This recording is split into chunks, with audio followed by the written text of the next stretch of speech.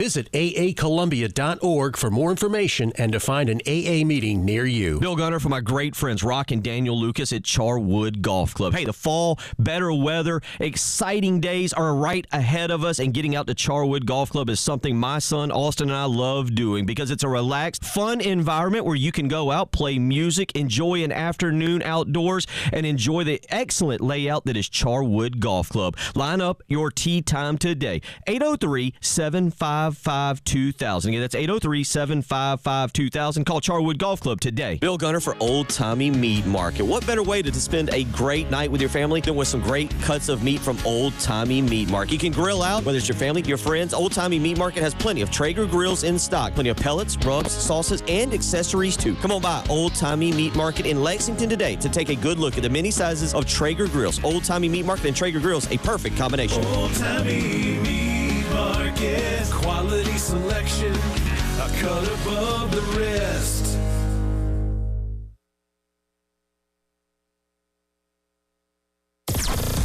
WNKT-FM, Eastover, Columbia. The home of the national champion Gamecocks women's basketball team. Congrats, y'all. A Cumulus media station.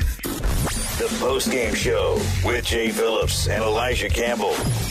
On your home of the Gamecocks in Columbia, 107.5 The Game. Also heard on 100.3 The Game in Myrtle Beach and 100.5 The Game in Florence.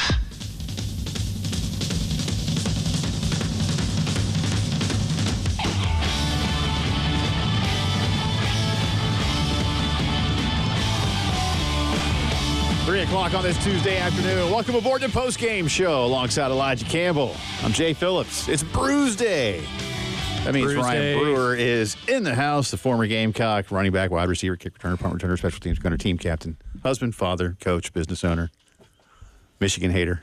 Graphic designer, too. I don't know if you saw the pictures that I just saw before we got on air. But we're cooking with something. We're cooking with gas here. Well, we need to throw these out. Ryan has been designing a special BREWSDAY I logo. would credit my wife with that one, but and myself. But we're working on it. Yeah, and it's something I have to do like a Twitter poll because I have no idea what I'm doing on this stuff. Oh, well, he gets some idea. I do, well, actually. Thank goodness. I have all ideas. Well, I'll say Liz knows what's up. But hey, we're 1-0, baby. Yeah, they won the football game. Shane spoke today. All right, I'm out. I think Lenora spoke today. Kyle Kennard spoke today. Torselli Simpkins spoke today. So we'll let you hear from all those dudes in just a little bit. But we'll get Ryan's take on what we saw. Listen, I said this yesterday. So did Elijah. Shane said it Saturday. They won the football game. So there is that, and that does matter. Old Dominion has shown some Power 5 teams some bad things in the last couple of seasons. Had some teams on the ropes, and they certainly had South Carolina on the ropes. So we get to the obvious, which is you won the football game, and that matters a lot.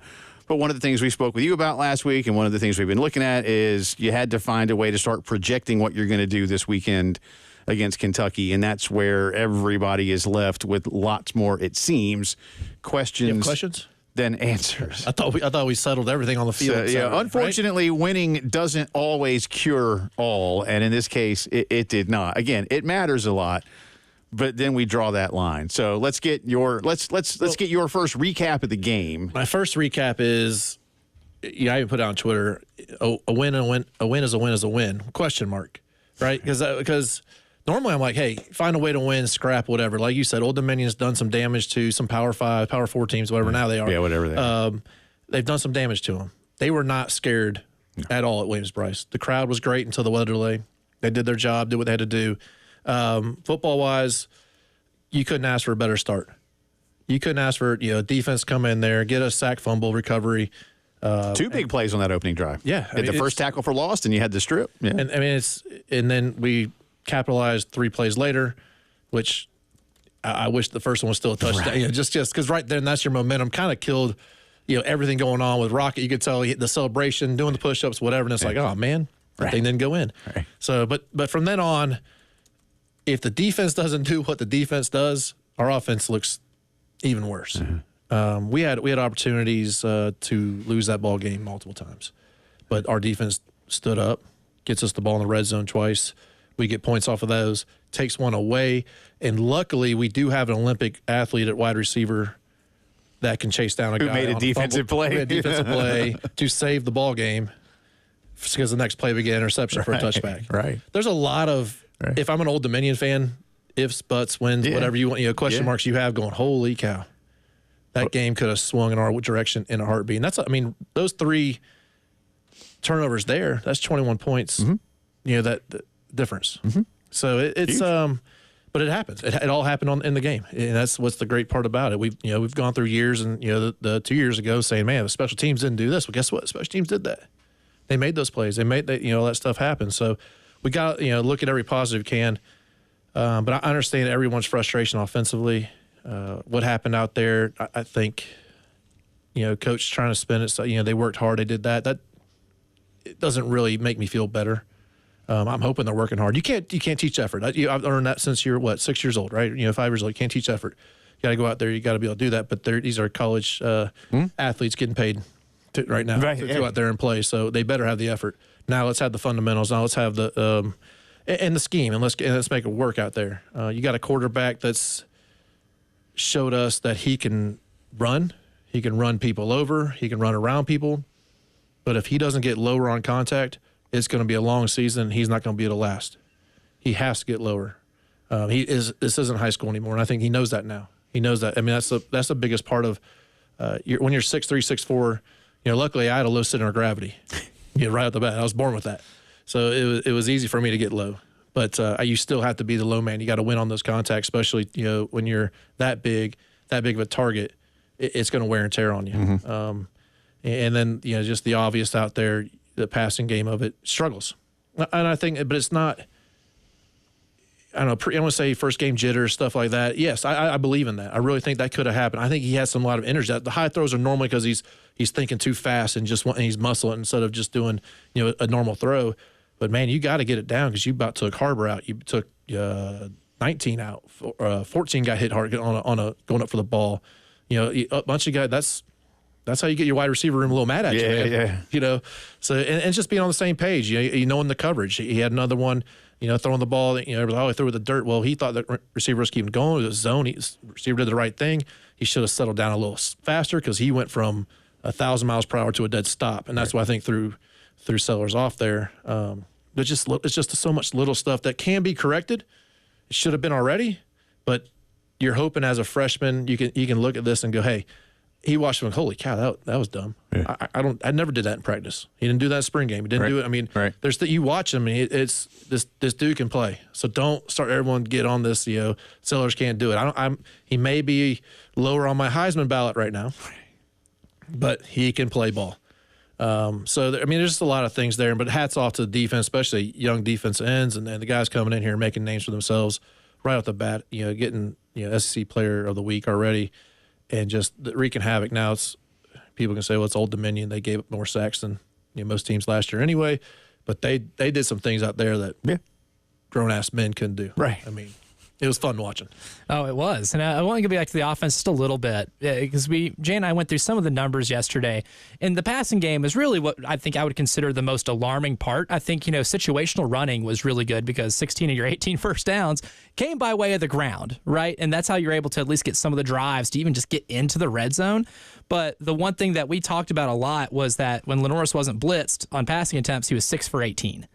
What do you kind of chalk that up to when you watch the game on Saturday and you hear that? What do you kind of chalk that type of performance when it comes to passing in a pretty clean pocket when you're not having the other team have to send a lot of guys to you to try to disrupt I think you? A lot of that number, too, though, is a little deceiving. 6 of 18, I don't think those are clean pockets either. They might have been blitzed, but there's a lot of, people falling around his feet and stuff like that. But you still got to make a play. He's got to find the ball, and the receivers have to get open. That's the one, having this group, all guys that really have never played together ever, on this field and live bullets. Like I said, it is extremely different from practice to this game. And that's why I think when Lenore said it, man, I didn't think, what was his comment is not as easy as I thought it was or whatever his comment was. Well, that's because all of a sudden it went from 100 miles per hour to 200. And that's Old Dominion going 200. Yeah. So it's going to get even faster and it's going to get harder next week. But he sees it now, and I'm hoping that's something that's like, all right, I got it. And I say this every year. Once you figure out you're in the zone is when the game slows down for you. Yeah, it may be going 200 miles per hour, but all of a sudden in your head it's going 50. And that's one of the coolest feelings you can ever have as an athlete is when you're playing ball and you're like, man, I feel like it's kind of like the Spidey sense stuff. Everybody's in slow-mo. What's going on? And it's just being able to have that.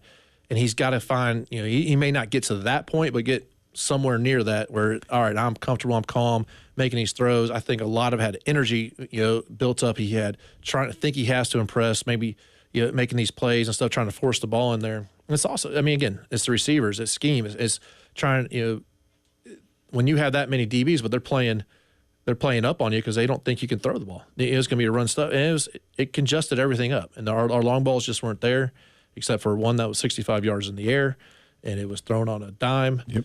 And I'm going to tell you this. That's one of the hardest catches you can ever have. Yeah.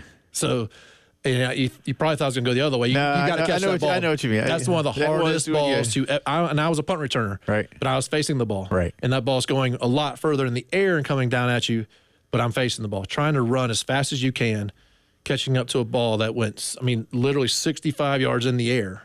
What were most go routes? 35, 40 yards? Yeah. Max? Right. And that thing, that's tough, man. I just want anybody to run as fast as you can and try to catch that ball. It's so hard. How much? But what a throw. No, it was. How much, you just kind of touched on it a little bit, can you work on yourself the week of your conference opener relative to obviously prepping for your opponent? Where's that line? Yeah. Just watching what you did and there's a lot of things that so even little stuff, dropping a ball. You've been catching a football, since you're a little kid. It's not something you do. But now, why did I drop the ball? Right. Did I turn my head too soon because I got anxious? Were my steps wrong? What did I do wrong there? Were my hands, was it just a bad throw and I didn't make a play? Whatever. But it comes down to just mentally saying you got to get that out. You have to have a short-term memory to do that. But as a quarterback, he's going to watch film, and I would say 80% of the stuff that people are complaining about, he's going, that's easy. I do that in my sleep. Now I just got to do it on the field. And it sounds simple, but it really should be for he is that good of an athlete that he's got to just shake it off and realize he can do that. And it's all mental. And it's all the stuff there. And a lot of it too.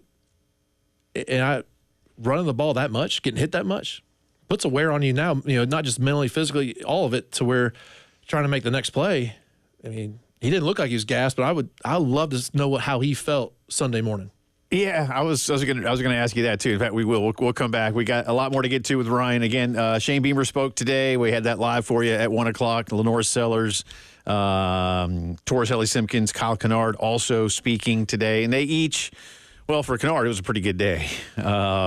For Simpkins and Sellers, they did touch on the negatives and what they know they need to do and what the guys around them need to do. So we'll let you hear from those guys coming up in just a little bit. Carolina at Kentucky on Saturday. UK a 10-point favorite at this point in time. And the FPI gives Carolina a 30.3% chance to win the game. Is the EFPI any different? Yeah, by 1%. Yeah, okay. I got 29. Oh, okay. All right. Does it change? Maybe it changes throughout the week, maybe? If I can get convinced or bribed. One of the two, whatever happens first. Anyone can be bought. This computer has a lot of human elements to it. We'll bribe the computer. I like it. I like it. Plenty more to do with Ryan Brewer on this BREWSDAY edition of the Postgame Show. 107.5 The Game. In Columbia. 100.5 The Game. In Florence. 100.3 The Game. In Myrtle Beach. The Game Network. We all love streaking. Streaming. Until we have to pay for it. But not when you stream the game. And how much does it cost? It's free. Just go to iTunes or Google Play and download the 107.5 The Game app. And stream for no charge. And listen for no charge. 107.5 The Game. Broadcasting live from the Herndon Chevrolet Studios. Take up to $20,000 off new Silverados. Stop by or shop online today and see why Herndon Chevrolet makes you smile. Together, let's drive. You know, we love working with the best at what they do, right? Or buying it, using those kind of people, businesses. Palmetto Citizens has been serving the banking needs of the Midlands since 1936, and we're just voted Columbia's best bank and best credit union again this year. Best. What does that tell you? Consistently voted the best because they're local, not-for-profit. They're focused on the people here in the Midlands. And again, they've been doing it for nearly 90 years. Their team of dedicated experts get to know you, provide personalized guidance and service that you deserve to help you make the best financial decisions, whether it's savings, checking accounts, car loans, credit cards, mortgages, equity lines. Palmetto Citizens is ready to help you tackle all of your financial needs and goals. My wife and I are members. We love them. Check them out. PalmettoCitizens.org to open an account or schedule an appointment. Stop by one of their 14 convenient branches all across the city. You'll love working with Palmetto Citizens. Call Lawyer Lisa. Experience the difference with Lawyer Lisa. Hi, this is Lisa Hostetler-Brown. If you or a loved one are over 65 and haven't completed a long-term care planning consultation, now is the time. Did you know that if you aren't able to afford the high cost of skilled care, your assets can be rapidly depleted to only $2,000 unless you plan 5 years in advance? Visit lawyerlisa.com to see how we can help. 7511 St. Andrews Road, Irmo, South Carolina. What you're talking about. Sponsored by Love Chevy, where back to cool means award-winning savings. I-26 at Harbison and at lovechevy.com. Together, let's drive. Hey guys, Jay Phillips and Grayson Griner here for our friends at Integrated Media. Grayson, now that you and the family have settled into life after years in the bigs, I hear you've added to what Integrated Media had already done around the house. Tell us what makes your system so much fun to use. Yeah, Jay, Integrated Media has taken care of us from day one. Everything they do looks fantastic, everything they do sounds fantastic, and everything runs seamlessly when it comes to our smart home. In today's day and age of streaming everything, having a strong Wi-Fi connection throughout the house is critical, and Integrated Media is the best in the business at setting you and your family up with everything you could ever need. Now, I don't know about you, but having an outdoor system that looks and sounds like the indoors is better than I could have imagined. Yeah, one of the perks of living in the Midlands of South Carolina is enjoying time outdoors virtually year-round. From weatherproof mounted televisions to outdoor speaker systems, Integrated Media is the standard when it comes to outdoor entertainment. They're the only people I would ever recommend when it comes to outfitting your smart home indoors or out. Work with the best in the business, and that's our friends at Integrated Media. Grayson and I can't recommend them highly enough. See their work on Facebook and Instagram, then call them up at 803-948-8327 and get Integrated Media into your home today. I'm with Jason Reynolds of the Samuels Reynolds Law Firm. Jason, why should someone injured on the job or in a vehicle accident consider your firm? Well, we're not a huge firm with just a phone number and a website. When you bring your case to us, you actually meet with your lawyer. And when you call, you can actually speak to your lawyer. We also have a diverse team that understands you and where you're coming from. Samuels Reynolds. True injuries, true lawyers. 803-779-4000. This year, Roy and Dana Finley are shaking things up at AAA Heating and Air. For the next 12 months, they're telling their customers no.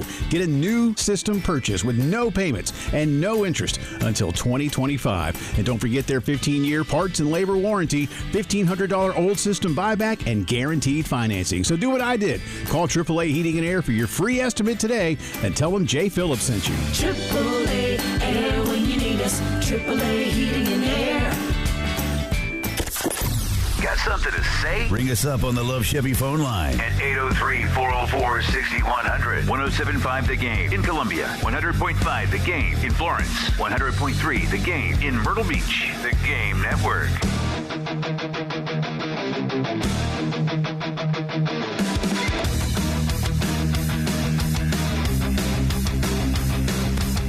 The Postgame Show with Jay Phillips and Elijah Campbell. On your home of the Gamecocks in Columbia. 107.5 The Game. Also heard on 100.3 The Game in Myrtle Beach. And 100.5 The Game in Florence.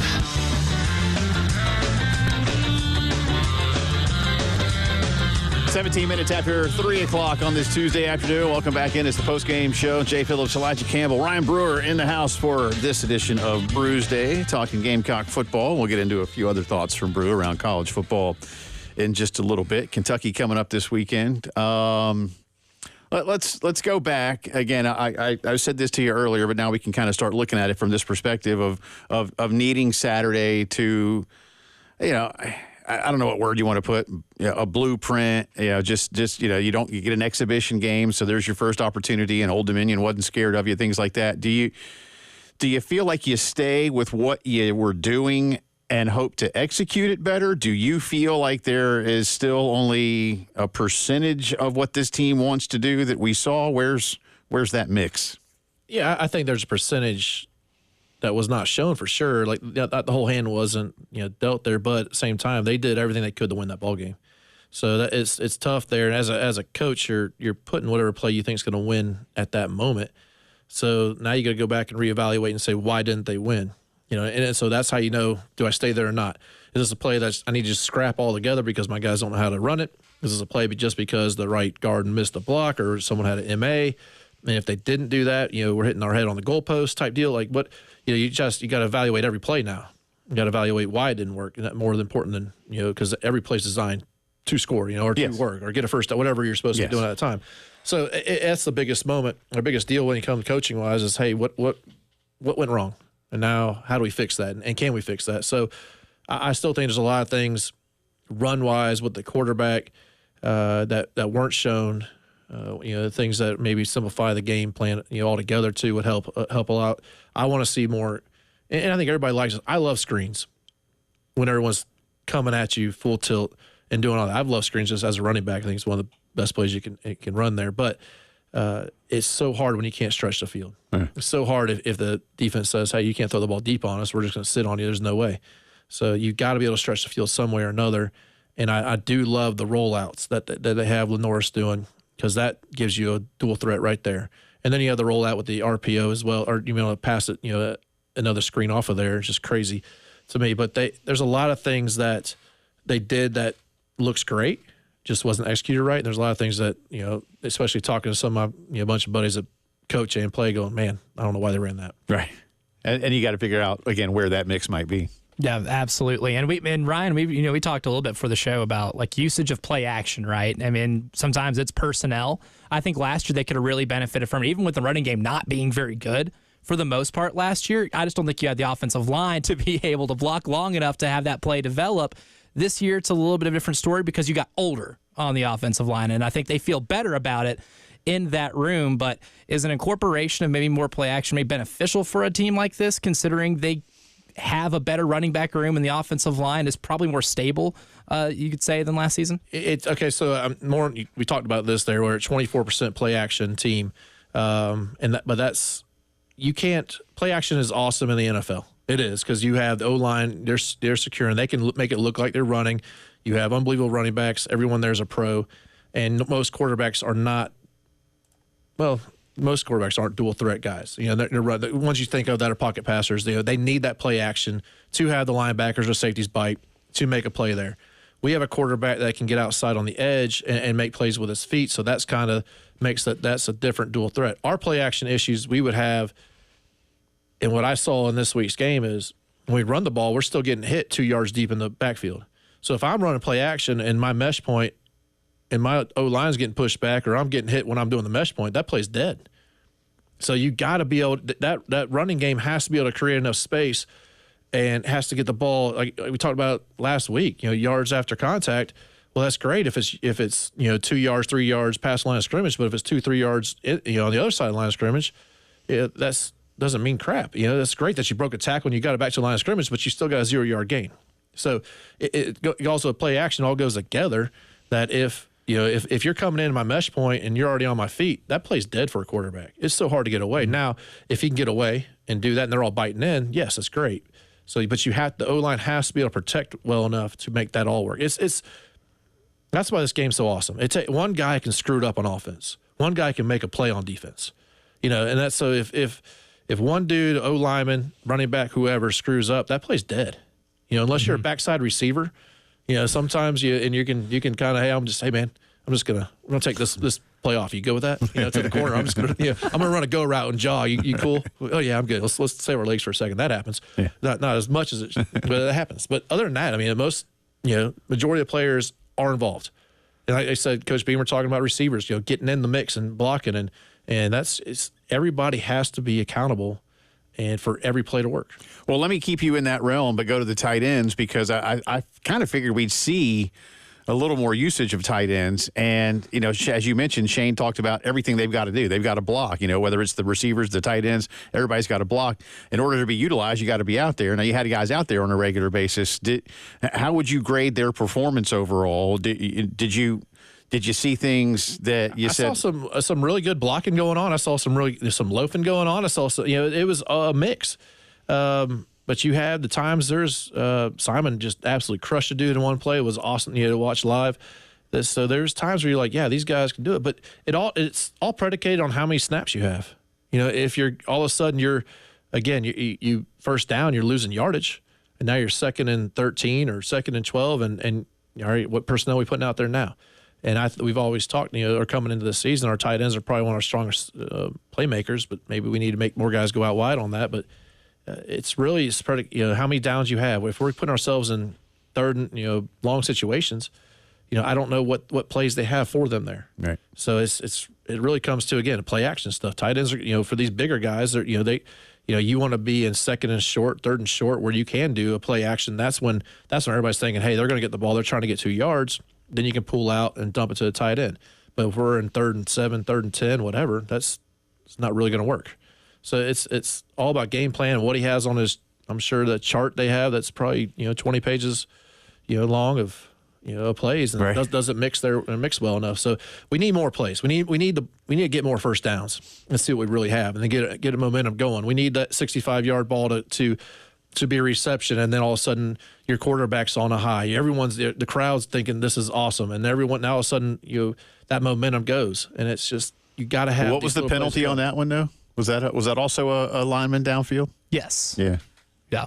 So it wouldn't have counted anyway. Wouldn't have counted anyway, and the penalty wasn't still jumping up and down. I didn't even see the penalty. Yeah, the penalty wasn't accepted. Well, no, but to execute fully is still a valid point, and that's one of the things about it too. And you know, like again on the fake field goal, you got to know that we're faking it. Well, it was, but they didn't call that one. I think they already saw the laundry on the field. And they're like, no reason to call. Maybe that's a fair point. And have y'all both seen the play that Cole Kubelik put out this morning on Josh Simon?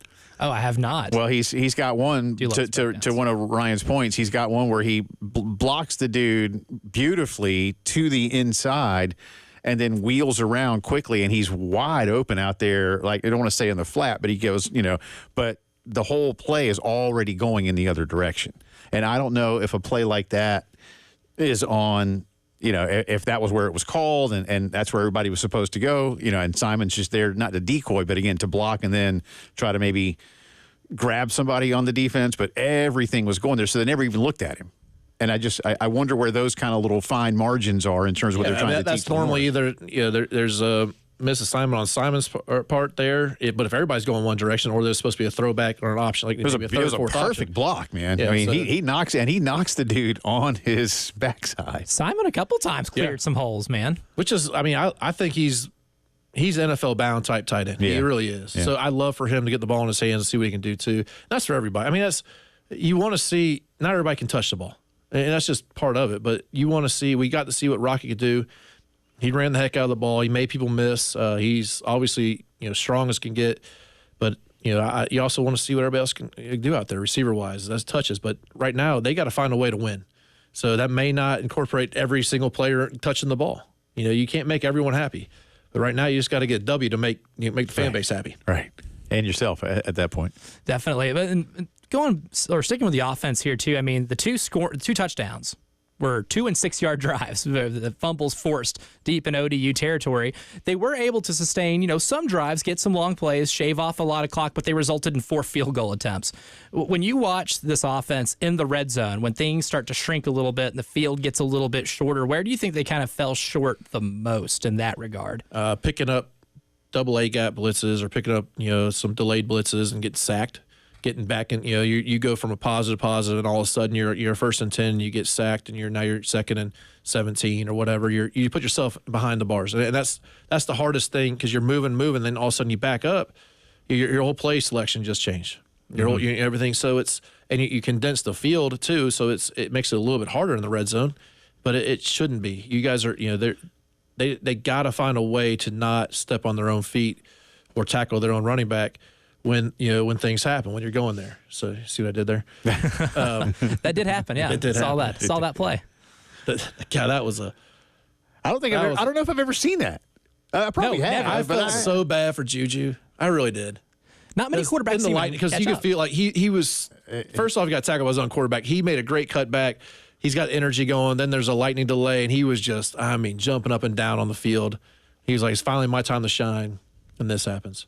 Right. I felt bad for the man. I'm not sure if did he know at the time that was Lenore's? I have no idea. I mean, how many quarterbacks in the country are going to chase down their own running back and take them down? I mean, that's a small list as well if we're just compiling lists of quarterbacks that have that physical capability. So not only have we not seen that before, I don't love think we're the going effort. to. But I love the effort. I want to go down there and block for my buddy. You want to block. I want to block for him, but just don't run in the back of him. Right. Valiant goal, just failed execution. And I have to wonder if they're also saying, "Son, listen, you don't need to worry about blocking anymore." Hey, they obviously did, or he did in his mind, because it happened again. I think Rocket, maybe someone else did the same type deal. Jump cut, came backside, and you see Seller start backing up. He puts his hands up and just backs away like, nope, not doing this again. That's not your job anymore. We appreciate that you can. Speaking of Rocket Sanders, want to get Bruce more detailed take on his performance, and again start applying what that looks like this weekend against a Kentucky front that is obviously very stout. Lots more to do. It's BREWSDAY on the Postgame Show. The Game Network in Columbia. 107.5 The Game. In Florence. 100.5 The Game. In Myrtle Beach. 100.3 The Game. It's back! The Lawyer Lisa Special Teams Contest. Just go to 1075thegame.com and register. The pot starts at $100. Every week it increases $100 if Carolina doesn't score a special teams touchdown. But if the Gamecocks do score a special teams touchdown, you could win the pool. Again, just go to 1075thegame.com and register. It's the Lawyer Lisa Special Teams Contest from 1075 The Game. Cato's Power Equipment, family owned and operated since 1983. My buddy Ben Cato, Matt, the whole crew, excellent at what they do. Listen, it's that time of year. The grass is still growing, so, you can still go get a brand new mower. They got some deals here at the end of the summer, by the way. Go in and check out, see what they've got for you. A lot of things now battery powered, or if you still want things more conventional, they can do that for you. Riders, push mowers. Now it's also fall. You need a new blower. Right? The leaves and straw will be falling here pretty soon. Some great deals on brand new steel backpack blowers, $50 off at least. Other great specials all throughout the store. Again, if you're guys that do it for a living, you're in the truck right now from one job to the next, getting ready to get a whole lot busier, make sure all of that equipment is nice and tuned up for the fall. Both the mowers, the blowers, the trimmers, the edgers, the saws, you name it, they do it at Cato's Power Equipment. Whether you cut your own backyard or you do it for a living, see Cato's, 4012 West Beltline Boulevard, always online at catospowerequipment.com. Hi, Jen here. Did you know you could earn up to 4.59% annual percentage yield with All South Federal Credit Union's premium checking account? That's 30 times more than the national average interest checking rate, which means more money in your bank account each month. Plus, they have 23 locations right here in the Midlands. Open an account online at allsouth.org or visit an All South location today to start earning more. All South is federally insured by the NCUA. The children's music and dance teacher who couldn't cha-cha. I was always on my feet. It was just so painful. Elisa couldn't let her students down, so she stepped up and went to the Good Feet store for personally fitted arch supports. I would work an entire day, and my feet didn't hurt at the end of the day. That was when I knew, wow, these are different. But the really good part? It's good to be dancing together again. Stop by or schedule your free fitting at goodfeet.com. The Good Feet store. Call 1-800-NEW-FEET or visit goodfeet.com. Get ready to smile because Herndon Chevrolet, your hometown Chevy dealer, is offering an amazing deal right now. Get up to $20,000 off new Silverados. Yes, you heard that right. Up to $20,000 off. Don't wait. Head over to HerndonChevy.com today and drive home in the truck of your dreams. Chevy, together let's drive.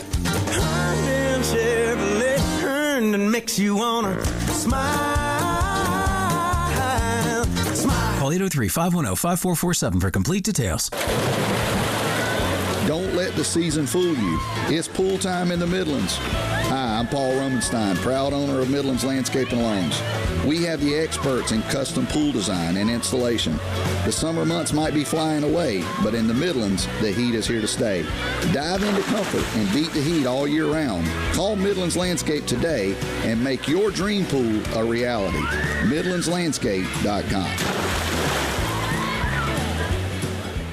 Summer was fun. Now the kids are back in school, and you finally got some time to get your house back in order. It's time to get your home fresh and clean for the fall. Call Zerorez Carpet and Air Duct Cleaning today and mention me, Bill Gunner, 107.5 The Game, to get a free hallway with 3 rooms of carpet for only $129. Book online at ZerorezColumbia.com. Zerorez, spell it backwards or forwards, is the right way to clean. Powered by Integrated Media, The Game TV. Sponsored by Shepherd's Glass, a true reflection of quality. The Game TV. Sponsored by Shepherd's Glass. Hey, it's Rich Eisen here. Join me and my compadre, Chris Brockman, every Monday on the Overreaction Monday podcast. We're also saying the record's going to go down. I'm saying the record's going down anyway. The guy. I don't think you're off on this at all. Like, you're spot on here. I don't think this is an overreaction because we have no idea what we're reacting to. Come react or overreact with us. How would you say that? An overreaction, sir.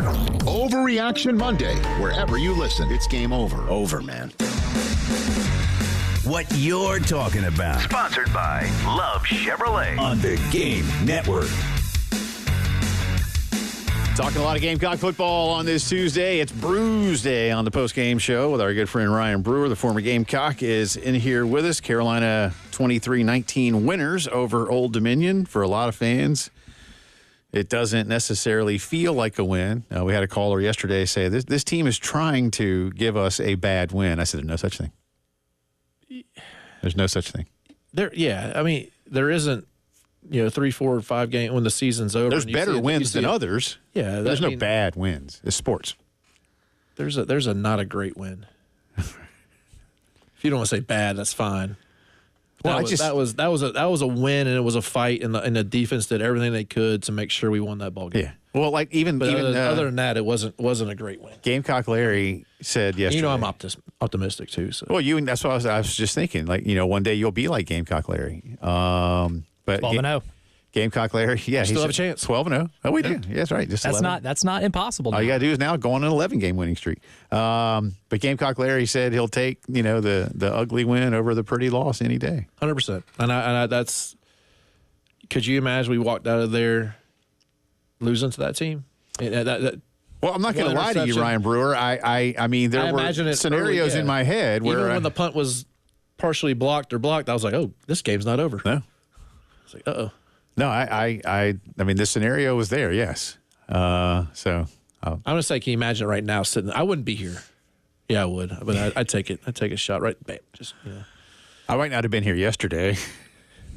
Actually, some emotional recovery. I'd have been here yesterday because maybe, since some people were off work, maybe not as big a typical Monday reaction audience as we would normally have for a lot of you who were, at the beach or the lake or mountains or playing golf or whatever. But I might have been sick today. You come down with a slight illness. Yeah. But it was a W, so we're on the right track now. We can figure out how to get a little better. We'll be fine. And you know everything that you've got to do, and most of it, I think, is correctable stuff. Your overall review in more detail of Rocket Sanders' performance. Actually, impressed with his vision, power. Again, it's I wish he had a couple more cleaner holes and open field to see what he could do against a safety. Not many opportunities for that. I think really maybe Attaway had the only opportunity, and he hit the ball. He hit the hole hard and then ran right in the back of our receiver. But man, he was going so fast. I guess he couldn't figure out how to cut. So, but Rocket was it was fun to watch. I think he's going to have a heck of a year. We just got to find a way to get him a little cleaner, past the line of scrimmage and not get hit in the backfield. But there was a third down play that he made 3 guys miss in the backfield to get 3 yards. And it was one of the best runs of the game. Right. And it's like that's, to get a first down, what you did there, it goes unnoticed because it wasn't a 8-yard run, 10-yard or whatever run, but it was a unbelievable 3-yard run. Well, those are the kind of things, and I'm not trying to compare them directly, I promise, but I do think there are ways to do this. But that's the kind of stuff Marcus Lattimore used to do. He'd have those kind of those little 3-yard where you're like, that's as much effort. Marcus is really good dead leg and getting people wouldn't tackle him and not getting hit square on. I think Rocket likes the contact. You could tell like when he got in the mix of it, he put 2 hands on the ball and lowered his head and shoulders and said, let's bring it. Marcus didn't like to do that a lot. He could, but right. he was going to give you one shoulder and get away. He also, I'd like to know how many times he got hit in the backfield. It wasn't often, but there was many times. There was a couple times he had to spin away and do some things and make some magic happen, but it was nowhere near what these guys are going through the last 2 seasons. Yeah, and that's what I'm trying to look at right now. What his yards before contact was, and I will summon that number. But he also ran the ball 24 times. This is his will be his first full season healthy. Last year he was not healthy whatsoever. They had the well documented maybe some issues with his weight at certain points of the season. But for someone who did take such time off, who was hurt last year, they said he wasn't going to be on a pitch count. But what are kind of your thoughts on the 24 carries he got? Because they definitely made sure to run that offense through him. That was the thing. I was expecting, especially how he was getting hit early and often, that maybe all of a sudden you'd see more Juju and Attaway come in, and that didn't really happen. I think he just wanted to keep feeding the beast, and which is good as long as he's fine today. Which I'm guessing we don't get the health report of these guys or we'll get it tomorrow. Until tomorrow now. Officially. So normally I know what happened by the time I sit in this chair, but it's good to see that he is getting those, and he felt like he was getting stronger as the game was going on. That's a great sign. So I think it's hey, can you carry the load the whole time? And between you and a quarterback that are carrying the ball 20 times each a game that's a lot of carries. So now it also doesn't feel sustainable for both of them to do that. It's old school football. It is sustainable. We used to do it back in the day every day. I mean, I used to hate to have to share the ball with somebody. I wanted the ball 30 times in my hands. I hurt the next day, but I was fine by Tuesday, and we're ready to go again by Saturday. But that's what if you. Did you and Derek used to have contests on who hurt worse on like Monday? No. There's most guys were in the training room though. Ice bath. I was in the ice bath. Like I loved it. Right. I was like, I got to get in this. Why do I feel like Derek was always just probably like popped right back up all the time? He did. I don't think he ever got hit. I really don't. I think he was that good. He just never got hit. He spun off everybody, jumped over them, did cartwheels down the field. Never got hit. So, he was pretty good. He was really good. He was pretty good. And then Pinnock would just run you flat over. Well, he was a bus. Yeah. Yeah. Now y'all were a pretty good 3-headed monster back there. Yeah. By the way, if you're wondering what we mean by, you'll find out tomorrow. If you have not been paying attention to the new the news from last week, the Southeastern Conference did officially announce an availability report. They will call it. Not an injury report. That's the word I was looking for. Yeah, it's the availability report, and you have to do it on Wednesday, Thursday, and Friday with 6 different labels, designations, and then Saturday you can be a little more coy. But you have to do it 90 minutes before the game, by 90 minutes before the game on Saturdays. So Coach Beamer said, hey, now we're not going to announce this stuff until we have to. Although, again, we haven't seen a time on Wednesday, Thursday, Friday. Ooh, we just got the day. At least, maybe it's somewhere. Again, I haven't seen that. It's got to be out by X. I don't know. Well, see, it's going to have to, because if you give them any leeway to push the envelope, it will be 11:59 before somebody sends something in. And it needs to be if that's all they're giving you. Right. Fink's going to come out with this roster that's, and they're going to have everyone's going to be questionable. Yes. There's every single entire player. team. The entire team is questionable. What was I can't even. I got to go back and find them all now. I've honestly forgotten the different designations, but it's like questionable, probable. Yeah, it's just like out. What I got to do with my fantasy football league. You got to know who's that now. Doubtful. When you see the doubtful designation, yeah, you see a D, you're in trouble. It's like you bench them automatically, straight to the bench. The questionable, they're good. They didn't practice all week. They're still fine. And it depends who it is. Like Jamar Chase cannot practice all week. He'll go out there and play. Yeah, he'll be fine. I feel good about that. Return game, not a whole lot there, but no, and I think Juju had a couple trying to make something happen. I like there was a punt that he caught that if he let it go, maybe it goes in the end zone. But I think he saved probably 5-6 yards, and maybe I'm down it on the one, start things. So I think it was fairly smart playing there, clean catches. The eyes were good at watching the ball and catching it. Everything looked fine there. Kickoff's going to be tough. Yeah. But punt return, it's just good to see clean catches and nothing. Everything looks solid. Yeah, there's times at least I know when a guy's nervous when the ball's in the air. No, I didn't see that at all. Well, speaking of special teams, the Lawyer Lisa Special Teams Contest is back. If Carolina scores a special teams touchdown, somebody gets $100. If they don't, the $100 goes into the pot. So, for instance, nobody did last week, which means this week it's $200. I don't think we had a winner last week until it was $1,000. Until the Vanderbilt game. Yeah. Yes, which was like 10 games in. Yeah. It was the 10th game last season when we finally had our special teams touchdown. Right. But we don't just randomly pick somebody like from a phone book. They still have phone books. I don't know if they do or not. You have to register. What's a phone book, Jay Phillips? It's a big book of numbers. You have to register. That's not important right now. And you can do, that's right. It's a big, tall building with patients. You have to register today. You should register today. But you can register other times too. Sorry, if we do airplane drops, man, I'll be here. That'll just be the whole show. We'll just quote the whole movie. 1075thegame.com. That's the website. That is important right The now. Lawyer Lisa Special Teams Contest. Good luck. And hopefully there's a bunch of winners. All right, that'd be fun.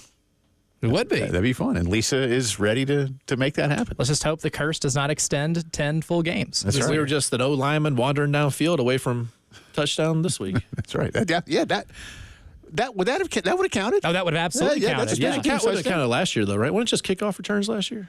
Oh, no, it was all special teams. It Yeah, was all special teams. I was gonna say, touchdowns. And we didn't get not it just until returns. It was a blocked punt against Vanderbilt last year. I think that was scooped and scored. Yeah, I think that's right. And that's what it took.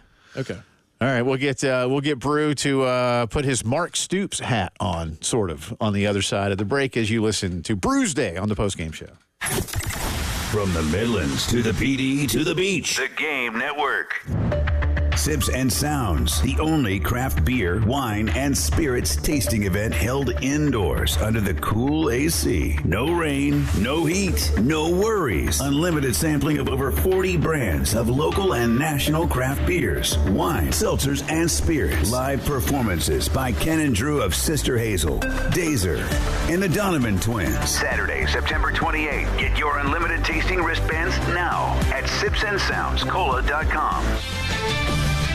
This is Jim Rome with a Sports Minute, sponsored by WeatherGuard Truck and Van Equipment. They're just as driven as the hardworking pros they serve. Yo, Seminoles, some revenge tour you're putting on. You're really showing everybody how badly the committee jammed you last year. Nothing like spending the entire offseason whining and complaining, only to come out and get hammered twice in a row to start the year. I'm Jim Rome.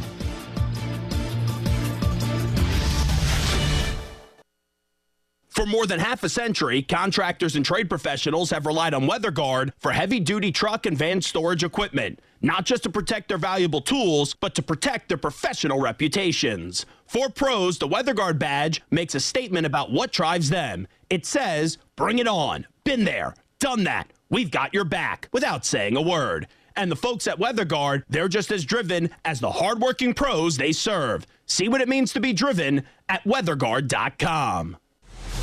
Guess what, people? Wendy's has new saucy nugs. You heard me. Wendy's nugs now come in 7 saucy flavors. Buffalo, honey barbecue, garlic parm, spicy ghost pepper. You can literally hear your taste buds after every bite. I'm serious. Listen to mine.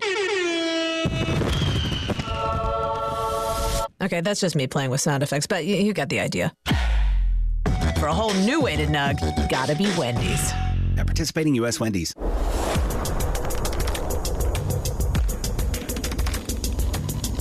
Let me tell you about our good friend, Dr. Dan Balknight, and his team at the Men's Clinic. Guys, when something's not right, you don't wait for it to go away. You need to see a doctor. You need to see what's up. And when you're feeling off, you say, could I feel a little bit better? Yes, of course you could. Go see Dan Balknight. Get a free consultation at the Men's Clinic. 803-875-MENS. That's the phone number. You can learn more online about what they do. TheMen'sClinicSC.com. You see, you might think like, well, my granddad never went to the doctor. He was fine. My dad never went to the doctor. He was fine. Well, don't be that guy. Don't tough it out. That's not going to work for you long term. And there's no such thing as one-size-fits-all treatments either. Stop in. See the experts in men's Healthcare. They're dedicated to make you feeling like yourself again. Again, set up that consultation, 803-875-MENS, online, themensclinicsc.com. Cliff had a project he had to get done. He was in a hurry because the game was coming on. He put on his shoes. He put on his socks. Then out the door he went to install a mailbox. He was forgetting something he couldn't quite recall. Then it hit him. I have to make a call. He ran in the house. He grabbed his phone. He quickly dialed 811. His lines are marked so he can dig without flaw. It was fast, free, and easy, and it was also the law. Sponsored by South Carolina 811.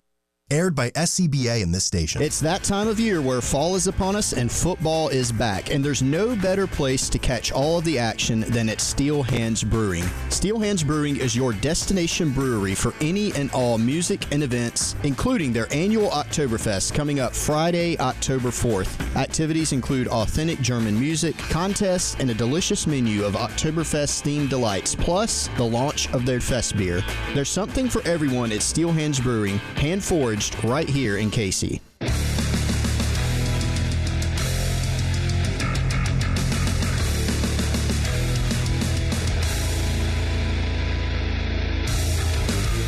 Postgame Show with Jay Phillips and Elijah Campbell. On your home of the Gamecocks in Columbia, 107.5 The Game. Also heard on 100.3 The Game in Myrtle Beach. And 100.5 The Game in Florence.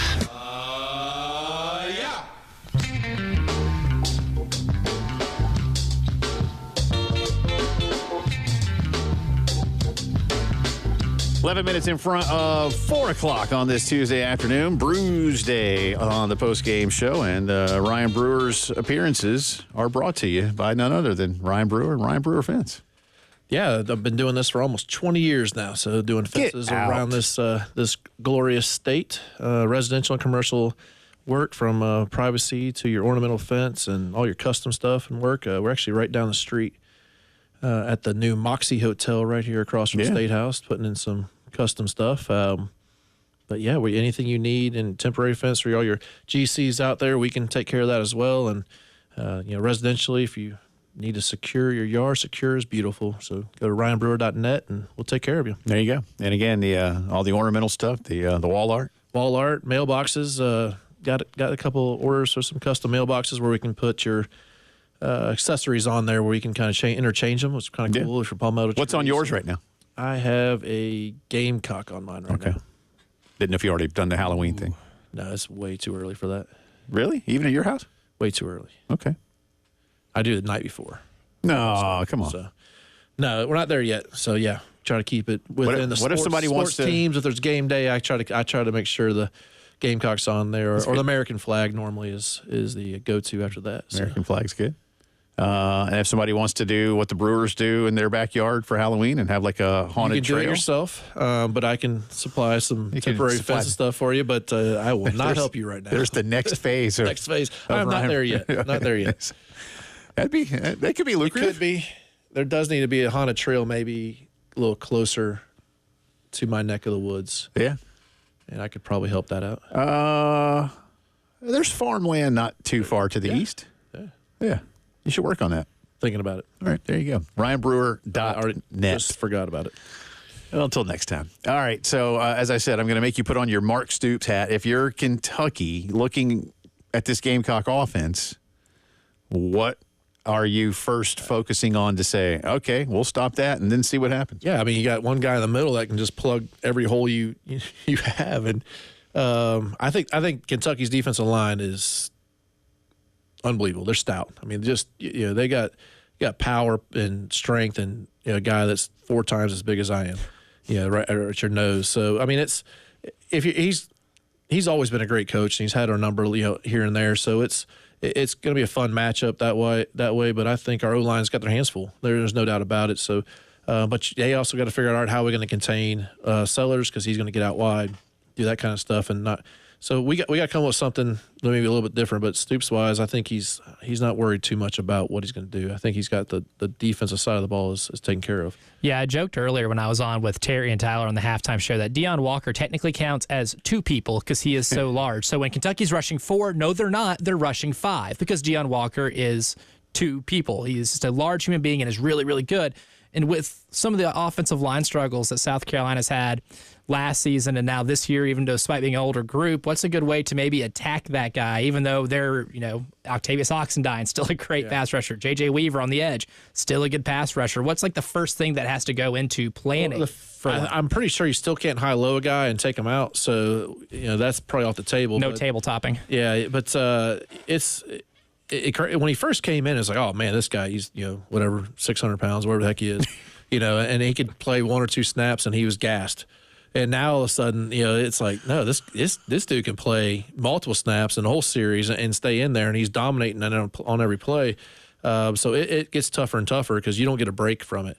So you're gonna have to just move away from him, or if he's got momentum, take him with it zone wise and get him out of. If he can fill two holes, you can also create two. If you can double team and push him into one of his own guys, you can kind of create space too. But you got to be able to move him. That's a hard thing to move. So and he's got guys behind him that are doing some wreckage as well. It's going to be a tall task for sure. But at the same time, we will get better from what happened Saturday. There's no doubt in my mind. You really can't go much lower, but we will get better than what happened there. I think our running game will get more solid. We have a stable running back, and I still think Attaway looks good. Juju's going to mix it up some.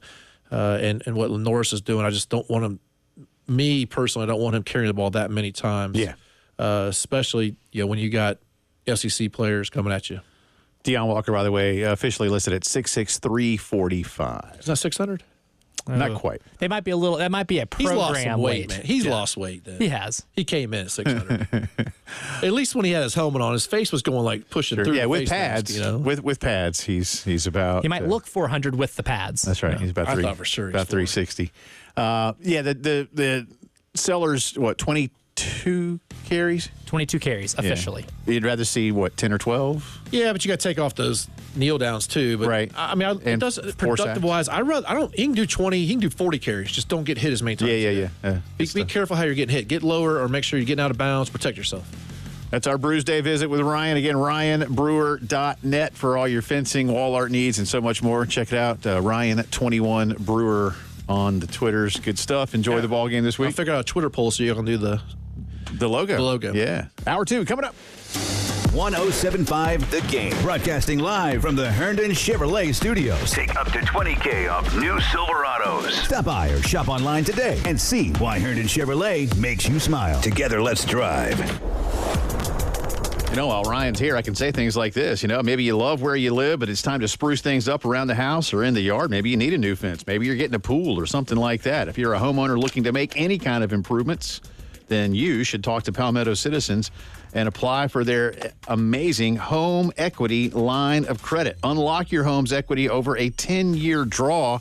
Let them help you get everything done as you need it. You're not borrowing one lump sum and then paying interest on that. No, as you want to spruce things up, again, the kitchen, the backyard, a playroom for the kids, you can do it with Palmetto Citizens over a long period of time. And because they're not-for-profit, you'll get lower rates, fewer fees, closing costs, etc.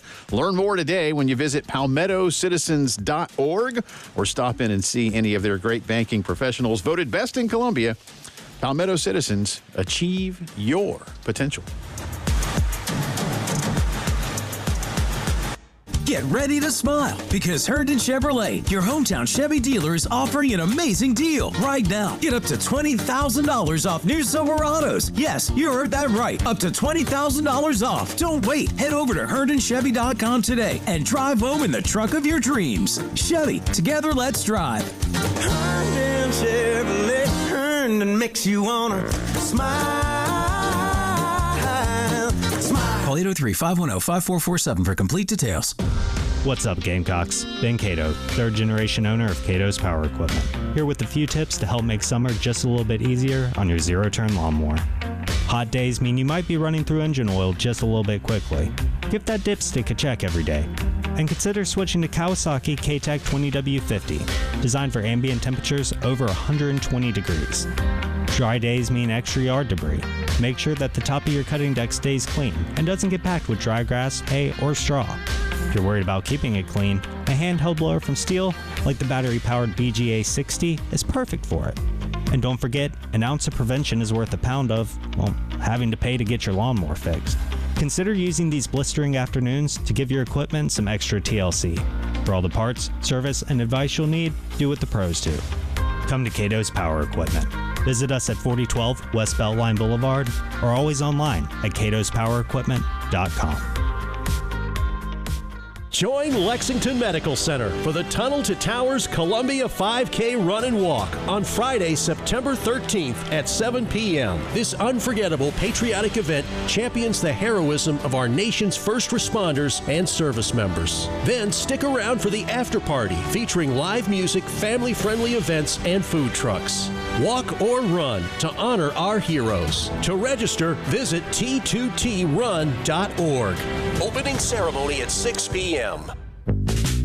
Quietest dishwasher in the land. Like a Bosch. Dishes drier than the desert sand. Like a Bosch. Wash the dishes like a Bosch.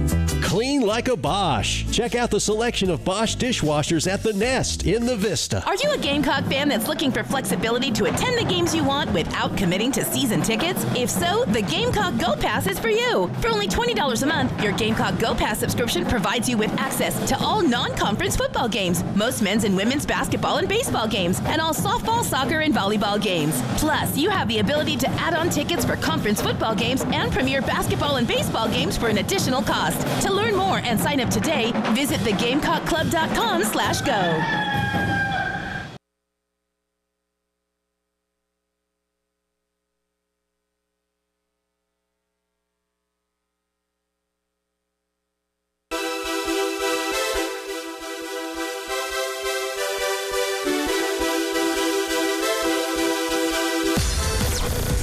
WNKT FM Eastover, Columbia. Congrats to the Gamecocks women on another national championship. A Cumulus media station. The Postgame Show with Jay Phillips and Elijah Campbell.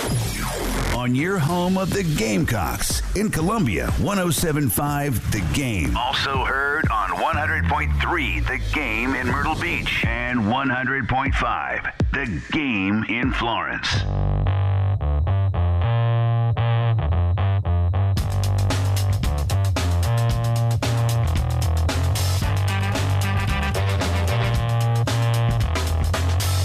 4 o'clock on this Tuesday afternoon. Welcome back in. It's the Postgame Show. Second hour coming at you from the Herndon Chevy Studios in downtown Columbia, South Carolina. Along with Elijah Campbell, I'm Jay Phillips. Thanks, as always, to our good friend Ryan Brewer for hanging out with us, the former Gamecock, breaking it down. A win's a win's a win, he said. I'm Ron Burgundy. I'm Ryan Brewer. But, no, he's glad they won, knows they got a lot that needs to get cleaned up. Shane Beamer has spoken today. Tyler has been busy cutting a lot of that up for you. We also had visits with Lenore Sellers, Kyle Kennard, Torricelli Simpkins. So all those young men speaking today. The Gamecocks remain now 10-point underdogs at Kentucky on Saturday, 45.5 over-under. And again, the ESPN FPI, the Football Percentage Index, gives Carolina just a 30.3% chance to win the football game. Got to clean a lot of things up, and I think if Lenoris was jittery because it was the first game, and we know that Old Dominion came after him as best they could, got him a few times. So there's still some issues to clean up there, but yeah, this Kentucky front, has multiple guys that will play at the next level. And as we mentioned, Walker may be, I don't know yet because Georgia's got some good ones and there's a few others, but Walker may be the best defensive tackle in the conference. He's certainly. I mean, you could argue he might be in the country. Yeah. I mean, that's a large man that moves way faster than a man that large should be able to move. And like Ryan said, too, I mean, he plays the whole game now. Yeah. He's a special one. So, how to negate that to some degree. What does Lenoris clean up? We'll get into all those thoughts around the Gamecocks in just a second, but we spent the whole hour talking about him. Real quick, got to get into last night. By the way, I'll do this by incorporating a couple of things. Congratulations to Randy. Randy and John played the Wild Card Showdown with Elijah and me on Friday, but we had to wait until last night's game to get a winner. Randy, congratulations. You went 3-2. Well done. I went 2-3. Elijah and John each just 1 and 4, although Elijah Campbell missed the tiebreaker stat by just 3 yards. Sadly, it helps you not. It does me no good. But the tiebreaker stat was combined pass yards for Cam Ward and Graham Mertz in the Miami-Florida game down in the Swamp. 476 was the total for those guys. You chose 479. So close. So close. But again, all it really does is technically have you finish third. But if that helps Technically, that is a tiebreaker. It's not last. If this were the Olympics, I would get a bronze medal. You would. So I can look at it that way. Which leaves poor John just, wiping up the tears. Sorry, John. But Loser. But Randy will be in touch with you soon. I think you're going to have to come by here to pick up your gift certificate. I don't know how that works. I don't know if we mail those things out or not. They don't tell me those types of things. I think you have to come here. But it's not hard to find us. If you can find the State House, you can find us in another minute. Right across the street. Yep, it's right there. Big old building. There it is, right there. Yeah, we're the tall one. We're the super tall one. Yeah, we're not the church and we're not the court. But we are the tall building. That's right. With offices and people in them. That's right. Also not important right now, though. That's not important right now. But yours truly had the FSU game as my wild card game. Oh, man. And I picked FSU to cover the 16.5. And I did not win that one. That's why I didn't go 3-2. Wouldn't have mattered because Randy would have won the tiebreaker. So Randy was going to win anyway. They're a mess. 263 yards on the ground for Boston College. They averaged 5.1 per carry. They had 3 guys that had at least 12 carries and averaged at least 4.5 per carry. Just a tremendous night of playing what I call big boy football. And they did it in Tallahassee.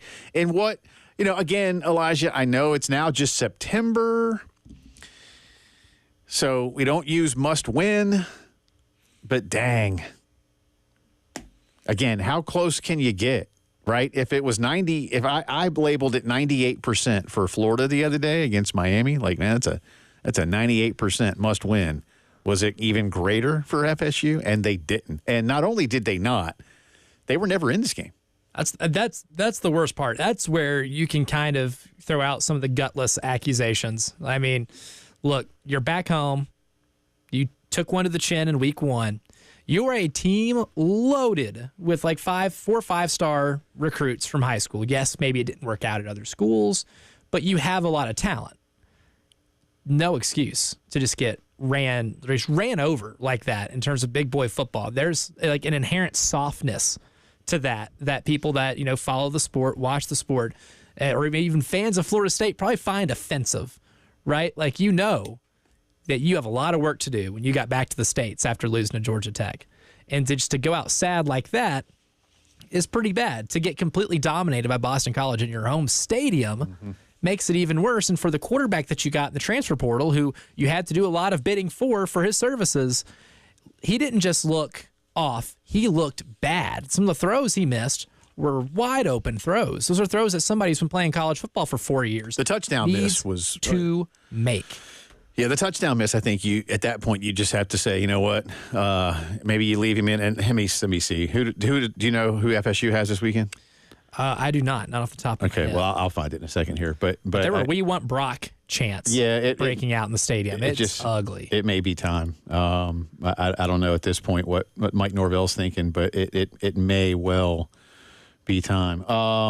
I'll find it here in a second. I don't have. There has to be just some development. Here's the thing: when you get a quarterback that old, you can't just be like, "All right, we got it. There's a quick fix." Sometimes, because when I say old, they're still 22, 23. There's still maybe some mechanic things you can fix. And it wasn't like he was bad at Oregon State. I thought they did a really good job of scheming him to be in the best position possible. It helped that Damian Martinez is an All-American running back, and they had a running game and an elite offensive line that won them a lot of games last year. But putting him in that situation, like he was in Corvallis, made him highly coveted. There's zero excuse that he can't do what he did at Oregon State at Florida State. That's a coaching issue. Right. You are not developing him. They've had him since the spring. It's not like he came here 2 weeks ago in Tallahassee and things just now started going awry because they don't have, the time with him. He was there in the spring. He transferred in the December transfer portal window. It is inexcusable for him to look this bad, and for that offense, with the talent they have, albeit some non-experienced, but to look this bad. And it's an embarrassing look, especially considering how they acted not getting in the college football playoff and how they just rolled over and let Georgia beat them with hammers for 4 quarters in the Orange Bowl. Well, and I've said it. Well, yeah. I mean, it's heartless. It's very heartless. They've got Memphis this weekend. Oh no, wait, no, hold, no. They got Memphis next, but it's in 2 weeks. They're off this week. They're off this week. Yeah, because I never thought I would say this. Florida State needs that bye week before they play Memphis because Memphis will not play around with them. Those are Power 4 dudes on that roster. And honestly, with the off week, I think you probably do give Brock Glenn some real run with the ones and see what's up. And hope he didn't look as scared as he did when he had to play in the ACC championship game and Orange Bowl. Yeah. Because if that's the option people want, that's how you know it's gotten bad. Like Brock Glenn was a highly touted high school quarterback in the Memphis area, so he's got some ability. But man, we all saw the games. We saw the ACC championship game. We saw the Orange Bowl. Like, it wasn't like that game was played in complete anonymity. I mean, they're all nationally broadcasted. And it was ugly. It was really, really bad. And if that's something that even has to be considered, then you have already wasted your season before we got out of or even got into September. After Memphis, by the way, they have non-conference games with California and Southern Methodist. Oh, wait. No, yeah, those are, conference games. Gross. Yeah. Disgusting. Gross. And you know what would be the funniest thing? If they dropped those games too. See, y'all think that it's gross to have like helmet stickers with advertisements and logos on fields. I don't think that's gross. I think it's gross that and I this is not about Cal and SMU. Again, this is about the needless demise of the Pacific 12 Conference. Again, needless demise. And then the entire vulturing of that league. Yeah, that's what's gross to me. Has led to this. So, I mean, Cal will fly the circumference of the earth to play a football schedule in which they don't leave the country, Jay Phillips. Yeah. That's absurd. Well, we live in a big country. We do. But at the same time, Florida State and Georgia Tech had to leave the country to start their season. Again. And then came back, and it's still not going to be as much travel as Cal's going to be making this entire year. I mean, I-75, they could play in Valdosta if they wanted to. Let's go to Dublin. You want to meet somewhere on a neutral field. Nothing says an old border war like playing it overseas. I've never actually been to Valdosta High School, but I know that Valdosta treats high school football very well. They probably have a pretty nice stadium. They do. That would have been a nice ticket price, But let's go to Dublin. Could have been really cool. But Titletown, USA. It was ugly. And for Bill O'Brien, now all of a sudden, guys like you and me, and I'll raise my own hand especially because I'm not the biggest fan of Missouri. And I said, Missouri's, mandated Power 4 non-con is hosting Boston College, who's picked, almost last in the ACC. And now all of a sudden, maybe. The quarterback's fun, man. Castellanos is fun at quarterback. I don't know exactly how good he is in terms of, this guy can win you 8 or 9 games, which at Boston College is like winning 10 or 11. But he's a lot of fun, man. He's got that dual threat action. It's different because he's not, physically imposing, and he's got a lot of courage and bravery with his deep ball, to put it nicely. But there's a lot of fun that could be had with him. And I think if Bill O'Brien's shown you anything, he's a builder. Yeah. He is. He's not one to go into a program that is already established and maintain. His worst coaching jobs have been attempting to do that. Yeah. But he's already gotten Boston College now with a win like that. They're going to feel pretty good about themselves moving forward. And if they scare Missouri at all, which there's a chance they could, then you're looking at Boston College and you're one at Bill O'Brien saying, wow, you have automatically gotten an upgrade. Boston College will host the Dukes of Duquesne. Then they go to Como. Good basketball program. So, all of a sudden, seriously, last night, did Eli Drinkwitz go just a little bit? Uh-oh. Looked at him and just got a little intimidated. And see, this is what could happen to us. Because, again, they played big boy football last night. They did, in the trenches. Yeah. Which is something I don't think we've been able to accuse Boston College of doing the last 20 years. I mean, since Matt Ryan was there. They were number 2 in the country for a second in 2007 when there were like 15 teams. I was going to say, that was darn near. Yeah, that was the year that everybody was number 2 in the country. Even when Kuechly was there, they weren't great. They number 2 in the country was like the Village Bicycle. Everybody got to try it a little bit and use it for a little bit, but then lose and then get knocked down. But Boston College was one of those teams. I don't think they finished very strong, if I remember correctly. Yeah. Well, we'll see how that one goes. But to FSU in a world of hurt, and now a week to not play. So we'll see. And Memphis next. Let it simmer. Yeah, Memphis is next. That could be interesting. All right, we'll let you hear a little bit of what Shane Beamer had to say this afternoon as the Gamecocks prep for the Kentucky Wildcats. That's Saturday at 3:30. You're listening to the Postgame Show. 107.5 The Game. In Columbia. 100.5 The Game. In Florence. 100.3 The Game. In Myrtle Beach. The Game Network. Powered by Integrated Media. The Game TV. Sponsored by Shepherd's Glass, a true reflection of quality. The Game TV. 107.5 The Game. Broadcasting live from the Herndon Chevrolet Studios. Take up to $20,000 off new Silverados. Stop by or shop online today and see why Herndon Chevrolet makes you smile. Together, let's drive.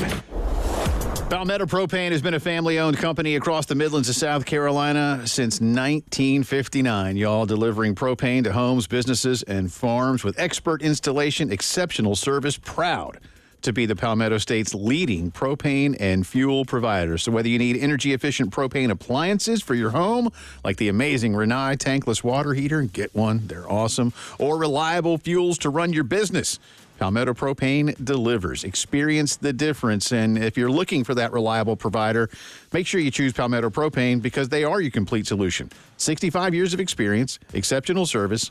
Again, tankless water heaters, commercial fuel services. You got indoor fireplaces, outdoor fire pits, grills, accessories. Stop in to the nearest Palmetto Propane Hearth and Patio home store in Aiken, West Columbia, Batesburg, Lexington, or Augusta and see what they can do for you. And always online at palmettopropane.com. Sponsored by Compassion International. Compassion sponsorship means food, healthcare, education, and more for a child in poverty. And there are thousands of kids who've been waiting over a year and their wait. Sponsor a child with compassion today. Text the word radio to 83393. What you're talking about. Sponsored by Love Chevy, where the winning is only beginning. South Carolina's #1 volume Chevy dealer. I-26 at Harbison and at lovechevy.com. Together, let's drive. Call Lawyer Lisa. Experience the difference with Lawyer Lisa. Hi, this is Lisa Hosteller-Brown. Do you know the difference between a revocable trust and an irrevocable trust? The difference could easily save you hundreds of thousands of dollars in long-term care costs. Visit lawyerlisa.com to schedule a consultation today. Call Lawyer Lisa. Experience the difference with Lawyer Lisa. 7511 St. Andrews Road, Irmo, South Carolina. Daddy, you need a trust. Firehouse Subs, hook and ladder jingle, take one. Hook and ladder, when it's hot, it just tastes better. Warm that smoky turkey, that thin slice. Guys, this is a 30-second ad. You gotta sing faster. Hook and ladder, when it's hot, it just tastes better. Melty cheese and toast bread, mustard, mayo, purpose bread, lettuce, green, and onion. The sandwich is too big for the song. It's too big. The Hook and Ladder, available only at participating Firehouse Subs restaurants. Powered by Integrated Media. The Game TV. Sponsored by Shepherd's Glass, a true reflection of quality. The Game TV. Sponsored by Shepherd's Glass. This is Larry Leitner, owner and founder of Midstate Roofing, and for nearly 30 years, we've continued to be the proven leader in the roofing and waterproofing industry. Midstate Roofing's proven history is your assurance that our professionals at Midstate Roofing will provide the proper advice, service, and results to the needs of your facility in a manner both safe and pleasing to your operation. From high-rise to hospitals, manufacturing to industrial, Midstate Roofing designs and installs bonded systems with a protective guarantee that will keep your operation dry and running long into the future. 24 hours a day, 7 days a week. And this is Blake Leitner, reminding you to protect that roof with a maintenance contract. Call me today at 803-356-1919 or online at midstateroofing.com. That's midstateroofing.com. You'll speak to an on-call technician after hours or a Midstate Roofing staff member during hours at 803-356-1919 or online at midstateroofing.com. And as always, tell them Midstate Twins. If you have a leak, let Midstate Roofing take a peek. Got something to say? Ring us up on the Love Chevy phone line at 803-404-6100. 107.5 The Game in Columbia. 100.5 The Game in Florence. 100.3 The Game in Myrtle Beach. The Game Network.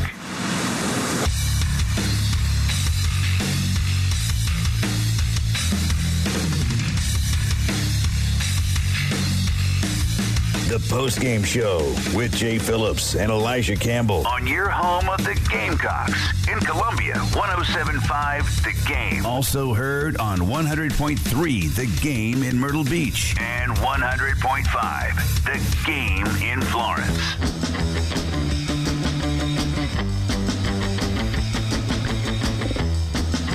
Welcome back into the Postgame Show here on this Tuesday afternoon.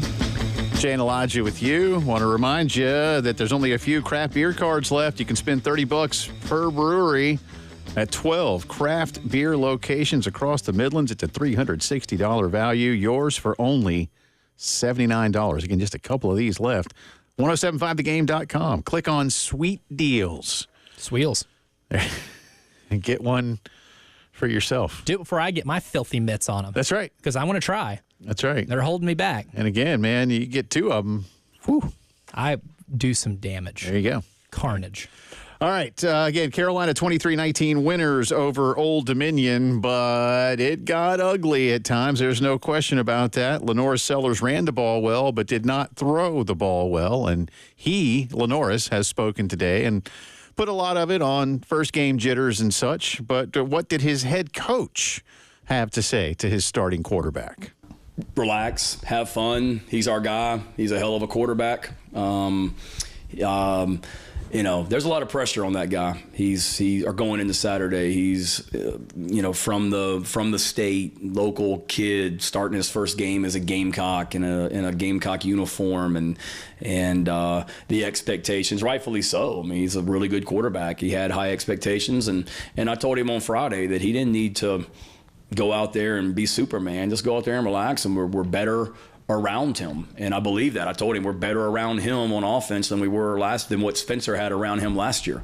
Now, we don't have Xavier Legette, a first-round pick, but if you just look at our depth at all the positions and the offensive line, I feel like we're better overall as an offense just from a depth standpoint than what we were last year. So I told Lenoris, lean on those guys. You don't have to do anything by yourself. And I don't feel like he tried to do too much. I think it's just, the expectations, game one, you're in that stadium, you want to play great. And he did a lot of really good things. He made some nice throws. The deep ball that unfortunately we weren't able to connect on. There's not many guys in the world that can make that throw. And he showed his ability to run. So he did some good stuff. I've said it all along, Hale will be a team that offensively continues to get better each and every week. I mean, we started 8 new guys on the offense Saturday that it was their first game in a Gamecock uniform, if I'm not mistaken, including 2 true freshmen. And that's not an excuse. There's a lot of teams across the country that are starting and playing new players, but there's a lot of new faces around Lenoris, and we're going to continue to get better throughout the season. And Lenoris is right at the top of that list, and he just needs to know that he doesn't need to try and do too much. Just go out there and have fun and play. Work hard and prepare the right way during the week, and then game days should be the fun part for him. Look, I agree with all of those things. And we asked Ryan Brewer this earlier today. What does practice look like this week in terms of working on you relative to doing, everything gears obviously towards what you want to do against your opponent once you get into the season, other than maybe an off week where you might hear a coach say, we worked on some fundamentals or some things we needed to do for ourselves. But is this an exception to that right now where you might have to have a little time where you go, hey, timing on the throw, forget about who's coming after you, forget about who you're playing this week, just those little margins. And again, I ask rhetorically because the coaches would never dare give us an answer. Do you basically keep what you did Saturday and just try to make that better relative to opening up to even more? I don't know where those lines are, and we won't learn about it until Saturday afternoon and early evening. Which is why what we talked about yesterday is really important. And I keep wanting to harken back to the number of 6 for 18 on non-blitzes. Those should be some of your higher percentage passes. And when it comes to Lenoris, he even mentioned today in his presser, towards the end, or the beginning of it rather, that he used the word timid. He said, I was timid. I was a little nervous. There were some things that he was feeling certain ways because of the expectations that are on him, being in front of a full house like that, starting, as opposed to, when he come in the Furman game, it's already a 3-touchdown lead, and he had a lot of freedom just to go out there and sling it, right? So, and one thing he also used was the term, scared to make mistakes. Mm-hmm. And that's kind of the thing about it. Like, the quarterback position requires a little bit of, stupid fearlessness, right? Like if you have, like sometimes you got to trust your arm to make that throw that nobody else can make. Oh, Brett Favre, the gunslinger, and you're going to be intercepted at times. Exactly. And sometimes, it's a double-edged sword because it's a good thing and a bad thing. Sometimes having that bleep it, my receiver's down there somewhere, sometimes can pay off. But when you're not trusting your arm, or you're overthinking and you have like this, paralysis by analysis feeling, that's how you miss the layups. And we talked about yesterday so much that 6 of 18 on non-blitzes, it's missing the layups, missing the passes out in the flat, throwing it to Brady Hunt's feet when he's out in the flat and he can pick up 4 or 5 yards, right? Those plays are just as important as making the 165 yards down the field, because you can't go broke making a profit, right? Like, all positive plays are good plays, especially when you saw what the floor of your offense can be, which is what we witnessed at Willie B on Saturday. I think you have to be really, really imperative when going over the game plan and doing the things that are catered towards Kentucky's defense. But at the same time, if you're not doing the fundamental stuff, if you're not hitting those 4-yard outs to at least move the ball a little bit on 1st and 10 and create a 2nd and 6 as opposed to a 2nd and 10 and continuously playing behind the chains, then you're not going to make that growth at all. It all starts with the fundamental stuff. So I can imagine that practice this week is a lot of him settling down, coaches instilling that confidence in him. Like you heard in that clip, He said, settle down. You're our guy, right? There's your affirmation. You're our guy. And if he has that mentally, then maybe that can lead to connecting on the basic stuff that is just the groundwork of every offense in football. On that note, Shane Beamer was asked today, hey, you guys looking to make any major changes on the offense? Not really. Old Dominion, and let's give Old Dominion some credit. The way they play defense makes it tough to do a lot of things. And just the structure of their defense, they take away a lot. And this isn't they're Old Dominion, you should be able to do this. No, they take away a lot with what they do schematically. So it was going to be a challenge. I said that on the radio show last week. I said that leading up to it, that the way they play defense is different and is a challenge. And we didn't do a good enough job of executing. Surely, David, after every game, you look back and there's things schematically that you would tweak and do differently. But, for the most part, we got to coach better. We got to, execute better. But, you don't have 35 minutes time of possession and a 16-play drive, a 13-play drive, a 10-play drive, and stink. So we did some good things. Was it good enough on Saturday? Absolutely not. Nobody is saying that, but we also did some good things. And if we got to be able to finish drives in the red zone and not kick field goals, and if we score touchdowns down there and not kick field goals, I think everybody's feeling a lot different about things too. And he's right. You missed a field goal as well, even though it was a long one. 48, I think, was the one that was missed. But I get it. Everybody wanted to see more. Everybody. Yeah. And, most notably the guys that were actually the ones playing the game and coaching the game. And Ryan mentioned this Carolina-Kentucky rivalry has become a good one. For a while, Mark Stoops had Carolina's number. Don't think it was completely coincidental that it was at a time when Carolina was in limbo, not playing great football. But the Gamecocks have now won 2 in a row. I expect it to be ugly. Again, I don't bet money, but I might take that under on 45.5 based on how I've seen this game play out the last couple of years. And seeing these two defenses. Yeah. I mean, look, it's getting buried in the headlines of the offense and the futility in the red zone. Because also, side note, that point he made about getting touchdowns instead of field goals, you take off even just one of those field goals and replace it with a touchdown, you're winning 27-19. You're feeling a little better. Yeah. Take off 2 of those and turn them into touchdowns. If you're able to finish 2 of those drives, then we're talking about a 34-19 game. Yeah. And no one's complaining. I think if you'd gotten into the 30s, I think that would have that and that's the thing. The aesthetic is better. Right. Yeah, the visual is better. But like defensively, I mean, defensively, talk about the under. I mean, we talk about how good Kentucky's is. I mean, Dylan Stewart looks like one of the best edge rushers in the country right now. I mean, you're onto something with that under, sir. We got some more to get to from Coach Beamer, and again, drive around the SEC still to come today as well, plus the new AP Top 25. So plenty more to do as we discuss the Gamecocks and college football. You're listening to the Postgame Show. The Game Network in Columbia. 107.5 The Game. In Florence. 100.5 The Game. In Myrtle Beach. 100.3 The Game.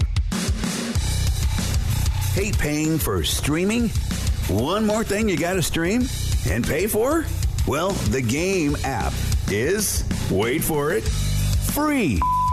It's free! It's free! It's free! Yes, all you got to do is go to iTunes or Google Play and download the 107.5 The Game app and listen for nothing in all respects of the word. Nothing. Quick word of my friends over at Columbia Secret for Weight Loss. Look, August is over, which means their original celebration of being in the Midlands for 1 year and helping people reach their weight loss goal might be over on the calendar, but they have extended it through the month of September. Look, going through a weight loss journey can be tough alone. And at Columbia Secret for Weight Loss, you don't do it alone because Paul, Grant, and Shaylin are fantastic coaches that are great at making things work for you in your lifestyle and adapting to you, but they can make this even better, and they're going to this month with a buy one, get one offer to where you can do this program with a friend, family member, loved one, whoever. You can go through that weight loss journey progress with a close one. And if that sounds great to you, and to learn the secret of losing up to a pound of unhealthy fat per day and starting your own success story, here's the number, 803-824-4210. Again, 803-824-4210. Results may vary. Is your local Honda ATV, side-by-side, and motorcycle superstore. Hunters, now's the time to upgrade to a new Honda ATV or side-by-side and get free gear. Right now, buy a Honda Pioneer 700 or 1000 side-by-side and get a free top and windshield. Need an ATV? Get a free winch with the purchase of a new full-size Honda ATV. On-road or off-road, all roads lead to Carolina Honda Powerhouse. Exit 70 off I-20 and turn by the Flying J. CarolinaHonda.com. Start making your plans to catch a game at Williams-Brice Stadium this fall. Single game tickets for the 2024 Gamecock football season are on sale now. For more information, visit GamecocksOnline.com/2024. Whatever the game, whoever you're with, just catch a game. Falafel King is the sweet deal of the week. Get a $50 gift certificate for just $25. Visit 1075thegame.com beginning this Friday at 9 a.m. to get your $50 gift certificate to Falafel King for just $25.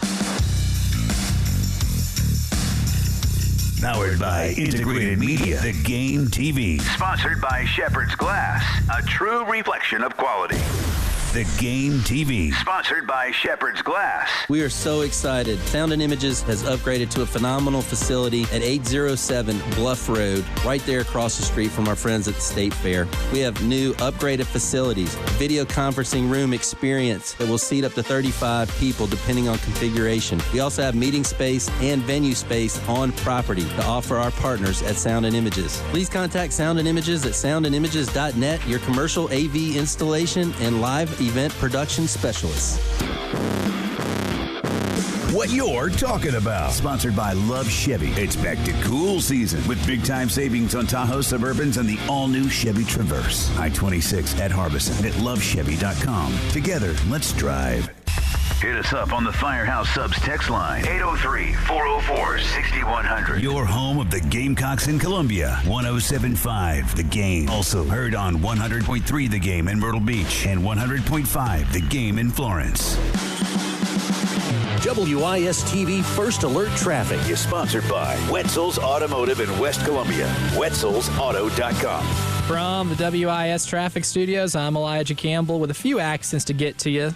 They're causing some issues on the roadways. Fortunately, we didn't have any yesterday, but I do regret to inform you we have several today, starting with one on Bluff Road, Highway 48 near Beltline Boulevard, one on Colonial Drive at Hardin Street, and on Hugh G. Street near Blossom Street, so a little tough getting around downtown this afternoon. We also have one on I-77 southbound at Killian Road and exit 22, one on White Pond Road near Hagues Creek Drive. And lastly, in Lexington County, we have a decent traffic backup on 26 West over at I-126 near exit 108A.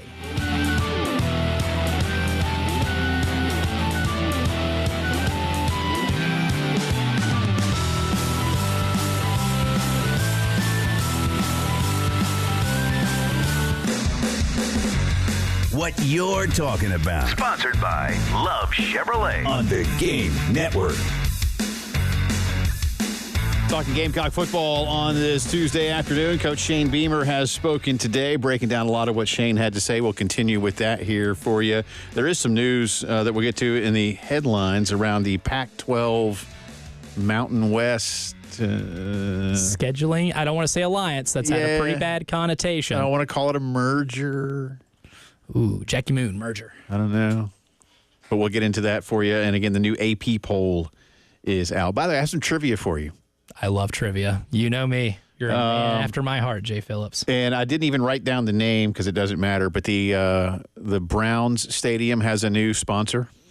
Ooh, they have changed that a lot over the years, I feel like. Yeah. I can't keep up with it. That's how I saw this today.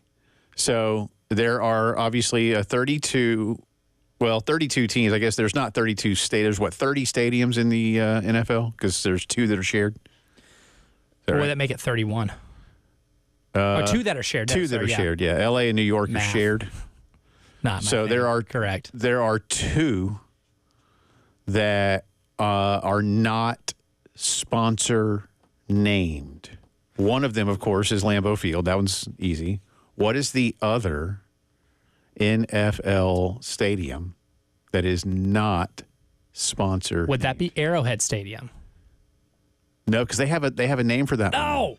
It's something like at Arrowhead or something. Well, they are not getting bang for their buck. I will tell you that because no one will. At least according to this that I saw. No, I didn't. Okay. I didn't. This was put out by others. Man, I thought I was cooking with gas. Yeah, no, because it's Arrowhead. I'll get that for you officially because I think they in order to win Super Bowls, they had to do more. Would it be Ralph Wilson? No, because they have a name too. Do they? Yep. Oh, these advertisers are just getting robbed. They are not getting bang for your buck here at all. I'm going to get this. Is it the Commander Stadium, the one in Washington? No. Not that. I'll go ahead and give it to you. I'm struggling. I'm drowning here. Soldier Field. Soldier Field. Yeah. Oh, man. I would have gotten to it. I was cycling through AFC and NFC teams. I have a process. Arrowhead is now, is it Geha? What? Geha.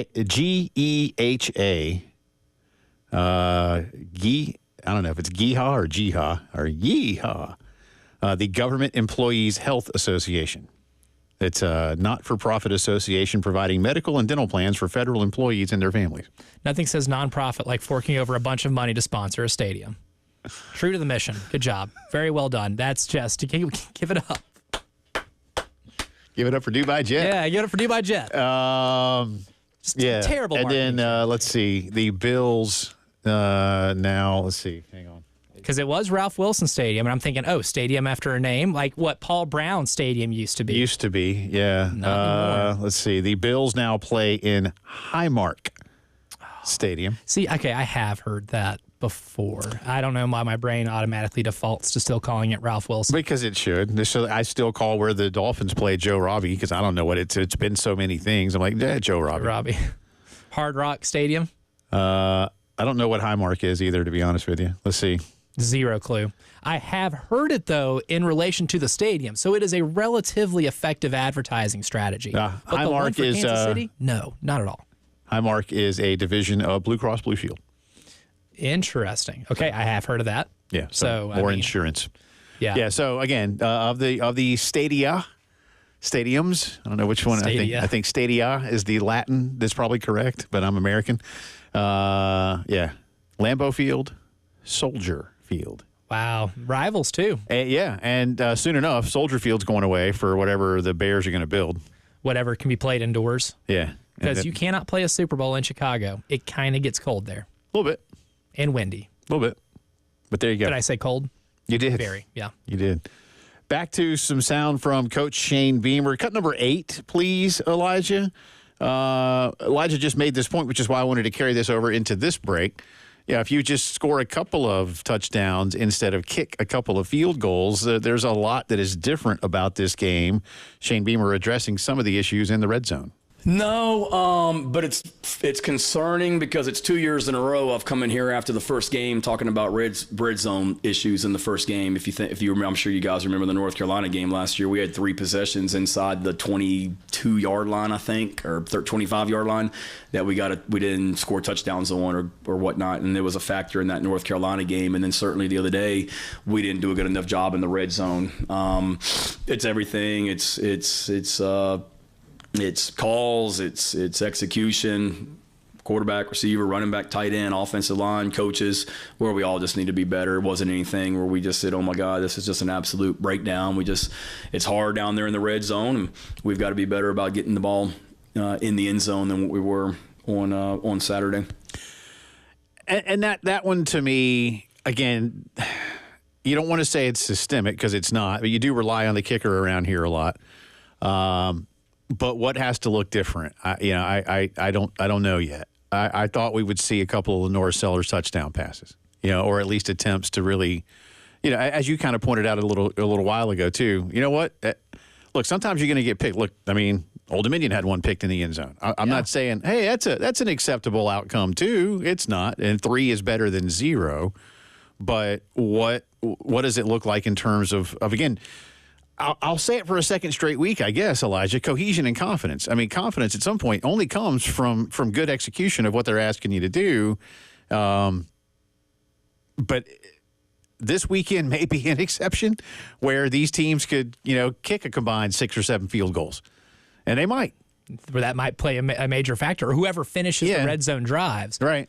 Could be a major factor. But it can't be something that continues to raise questions. And one thing, I just now thought of this and thinking about what Lenora said about being timid and being afraid to make mistakes. Like, there is a way to, like, this isn't, they're not mutually exclusive, right? Like, there's a difference between, being safe with the ball and still being effective in Jameis Winston. Right, like there can be a little bit of middle, and Carson Beck is one of the best examples I've ever seen at the college game. Does Georgia push the ball downfield a lot? Rarely. I mean, in terms of average depth of target, he's towards the bottom in the SEC. They don't chuck it all over the field.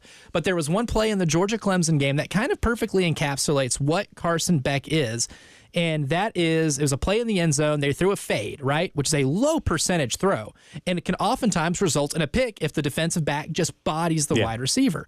But Carson Beck threw it on the opposite shoulder, and the only human being in that stadium that had access to that football was the wide receiver, not the defensive back. It's not an aggressive throw, but it was an accurate enough throw that you can throw with confidence and it's still being risk-averse and safe.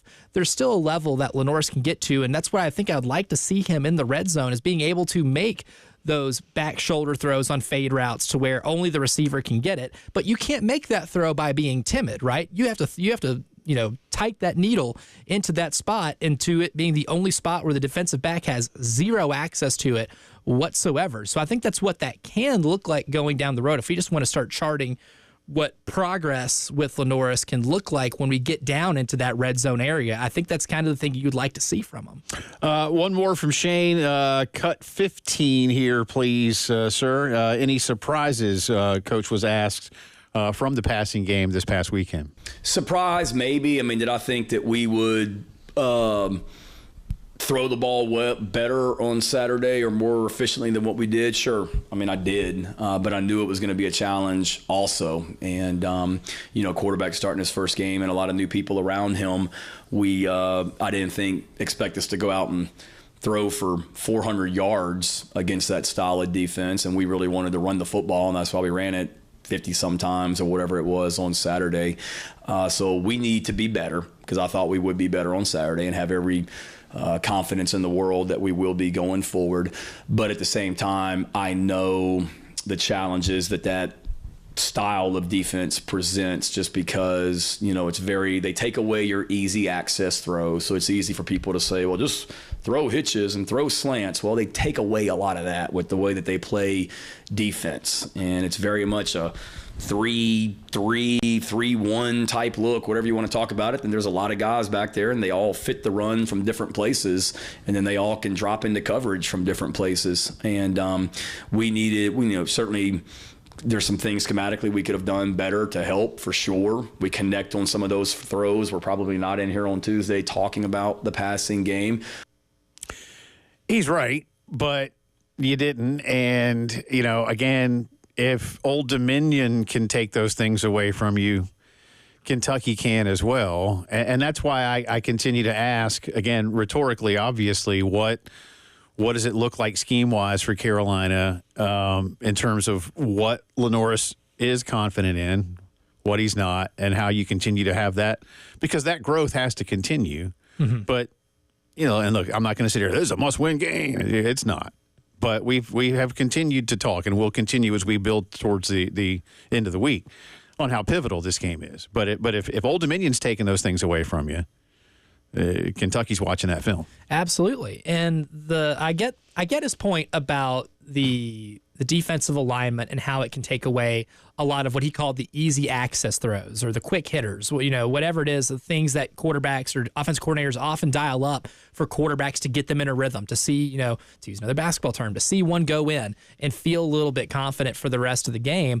But if it's that defensive scheme that took those away, then should we, in the inverse, expect to see a lot of that against Kentucky because they don't play that type of defense? I think if you still can't get some of those easy access throws against Kentucky, despite it being a completely different scheme, even though they are a good defense, I think that can be a troubling sign moving forward, because that means your offense, in terms of how you can play against them, is scheme-proof. And that's the one thing you don't want your offense to be. Come back on the other side of the break. Travis Kelce, as his Kansas City Chiefs get ready to take on Baltimore to open the season, was asked what his future might look like while he's still playing. And he had an interesting answer. We'll give it to you when the postgame show returns.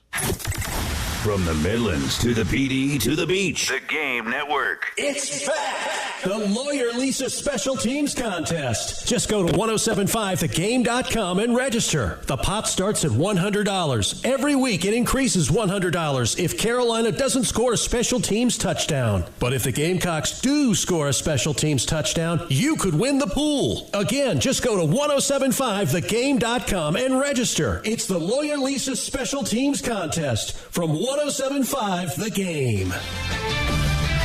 This is Jim Rome with a Sports Minute. Looking at you, Clemson. Listen, it's one thing to lose to Georgia. Everybody does. But when you have the entire offseason to prepare for the best and deepest program in the country, your fans want to see something at least. Something more than one giant nothing burger. That's pretty much the way to sum up that Clemson performance. A giant nothing burger. I'm Jim Rome.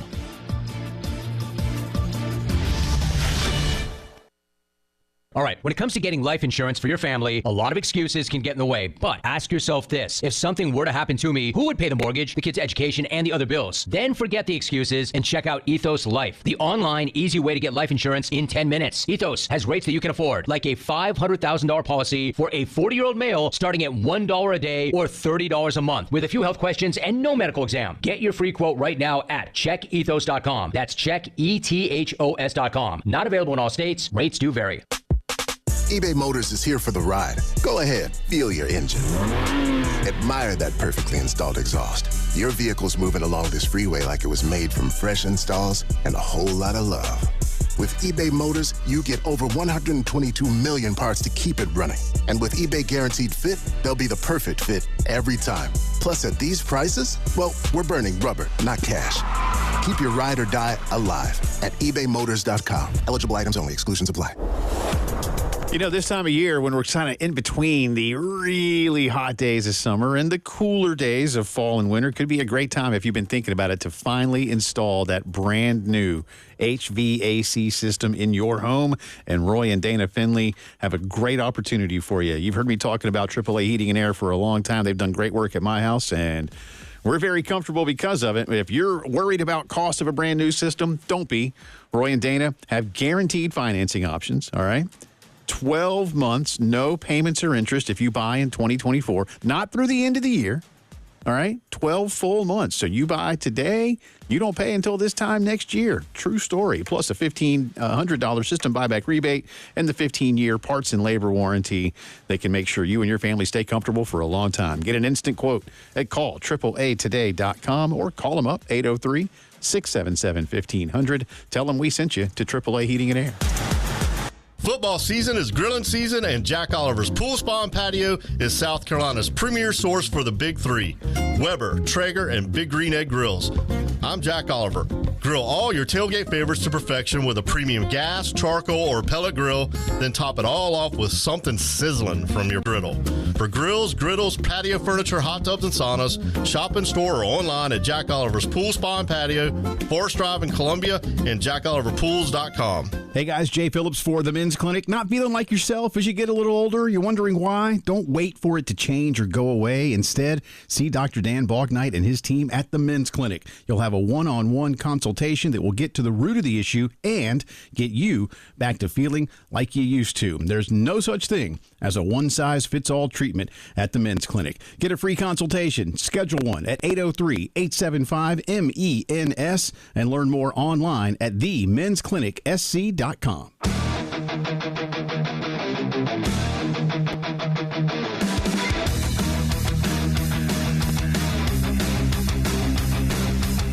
The Postgame Show with Jay Phillips and Elijah Campbell. On your home of the Gamecocks in Columbia, 107.5 The Game. Also heard on 100.3 The Game in Myrtle Beach. And 100.5 The Game in Florence.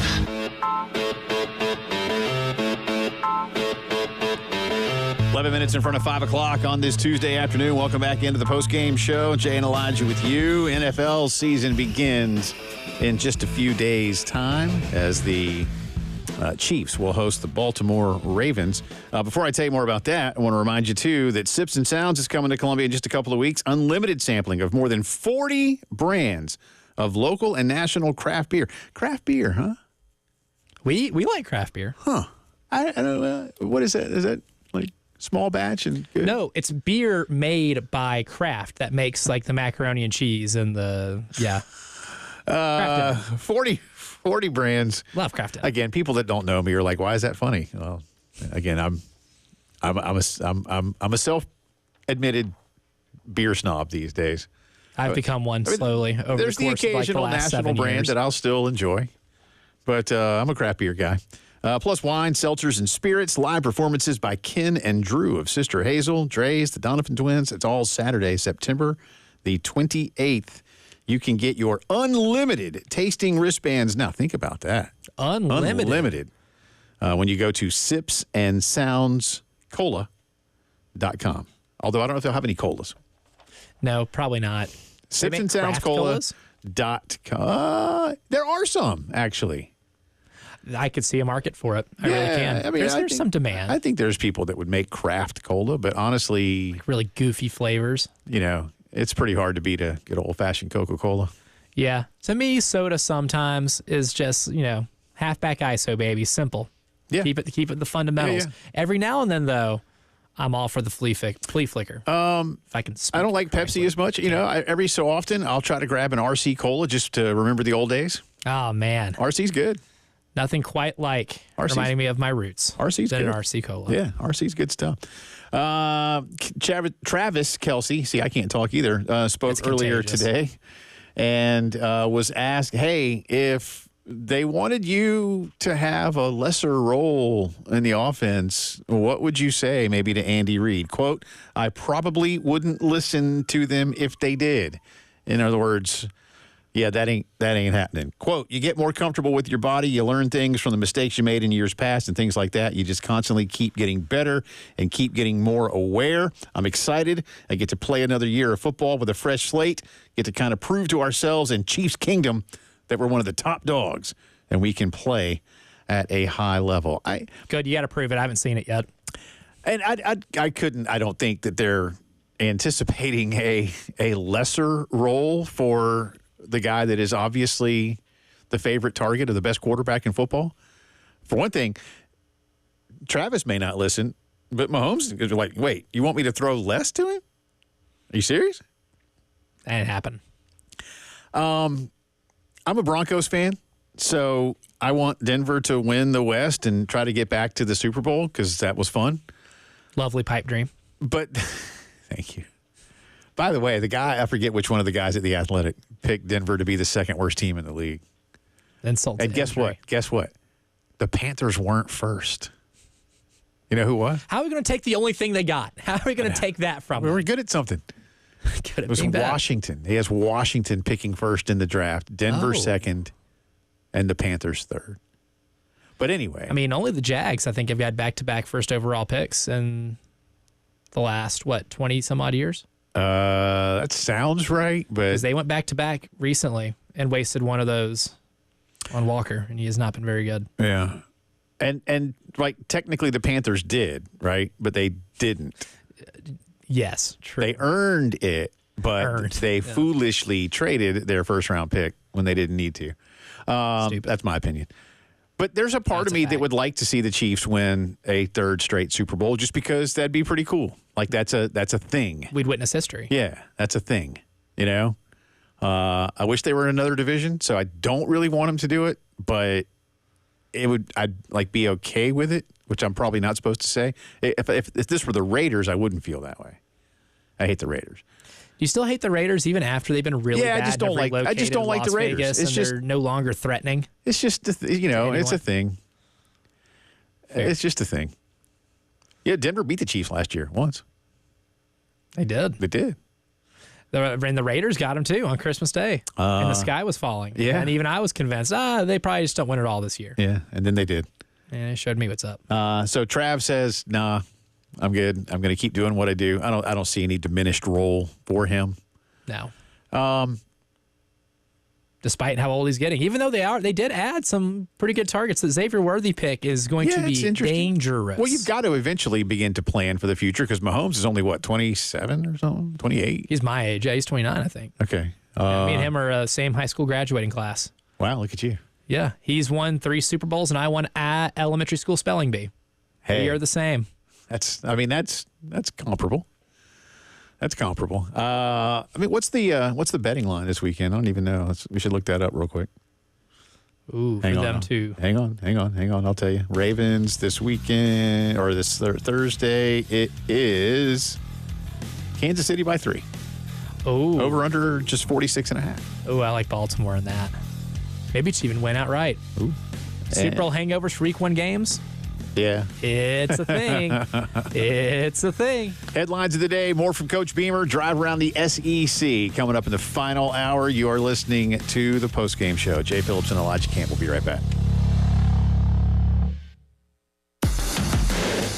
107.5 The Game. Broadcasting live from the Herndon Chevrolet Studios. Take up to $20K off new Silverados. Stop by or shop online today and see why Herndon Chevrolet makes you smile. Together, let's drive. New set of wheels time for you, for one of the kids, maybe for tailgating or hunting season. Well, there is no better place than your local Palmetto Citizens Federal Credit Union to finance your next vehicle. They offer the same low rates on all new to 21 models. Great options for older vehicles as well. Many plans come with no payments for up to 90 days, so you can get the finances in order, and then start looking ahead. They can also finance over 100% of the retail or purchase price on new to 21 models, and they offer additional coverage and insurance options that dealerships cannot beat. So go shop for that next vehicle, then shop the rate with our good friends at Palmetto Citizens. Check with them before you finance anywhere else and see how much you can save. My wife and I are members. We love the service we've gotten from them through the years. We think you will too. 14 locations all across the Midlands, and you can learn more about all they do with banking services like car loans, mortgages, equity lines, credit cards at palmettocitizens.org. Sponsored by ChumbaCasino.com. It's Ryan Seacrest here. Chumba Casino is where I go to play hundreds of casino-style games for free for the chance to redeem some serious prizes. You can do it too. ChumbaCasino.com. Sponsored by Chumba Casino. No purchase necessary. VGW Group. Void where prohibited by law. 18 plus. Terms and conditions apply. Hunting season is here, and that means it's ATV season at Carolina Honda Powerhouse. Honda Recons, Renters, Foremans, and Rubicons are in stock and ready to ride. Two-wheel drive, four-wheel drive, manual, automatic, and all new colors. We've got them, and you can shop them all right on our showroom floor. Don't forget to ask about current finance and service specials. Visit Carolina Honda Powerhouse in Columbia. Just take exit 70 off I-20 and turn by the Flying J, or visit carolinahonda.com. Honda recommends utility ATVs for riders 16 years and older and recommends that all riders take a training course. No one likes to talk about the injuries, pain, disability, and lost loved ones that result from terrible car and tractor-trailer accidents. I'm Jason Reynolds. At the Samuels Reynolds Law Firm, we're honored to be the lawyers our clients rely on during their toughest moments. And I'm Stephen Samuels. When a work injury disrupts your life, I work hard to get you the medical treatment and workers' compensation you depend on. Samuels Reynolds. True injuries, true lawyers. 803-779-4000. There's no better place to be on a fall Saturday than at Williams-Brice Stadium. Single game tickets for the 2024 Gamecock football season are on sale now. Discounted single game tickets are also available for first responders, teachers, military, and more. To see what's planned for the 2024 season and to purchase tickets, visit GamecocksOnline.com/2024. Whatever the game, whoever you're with, just catch a game.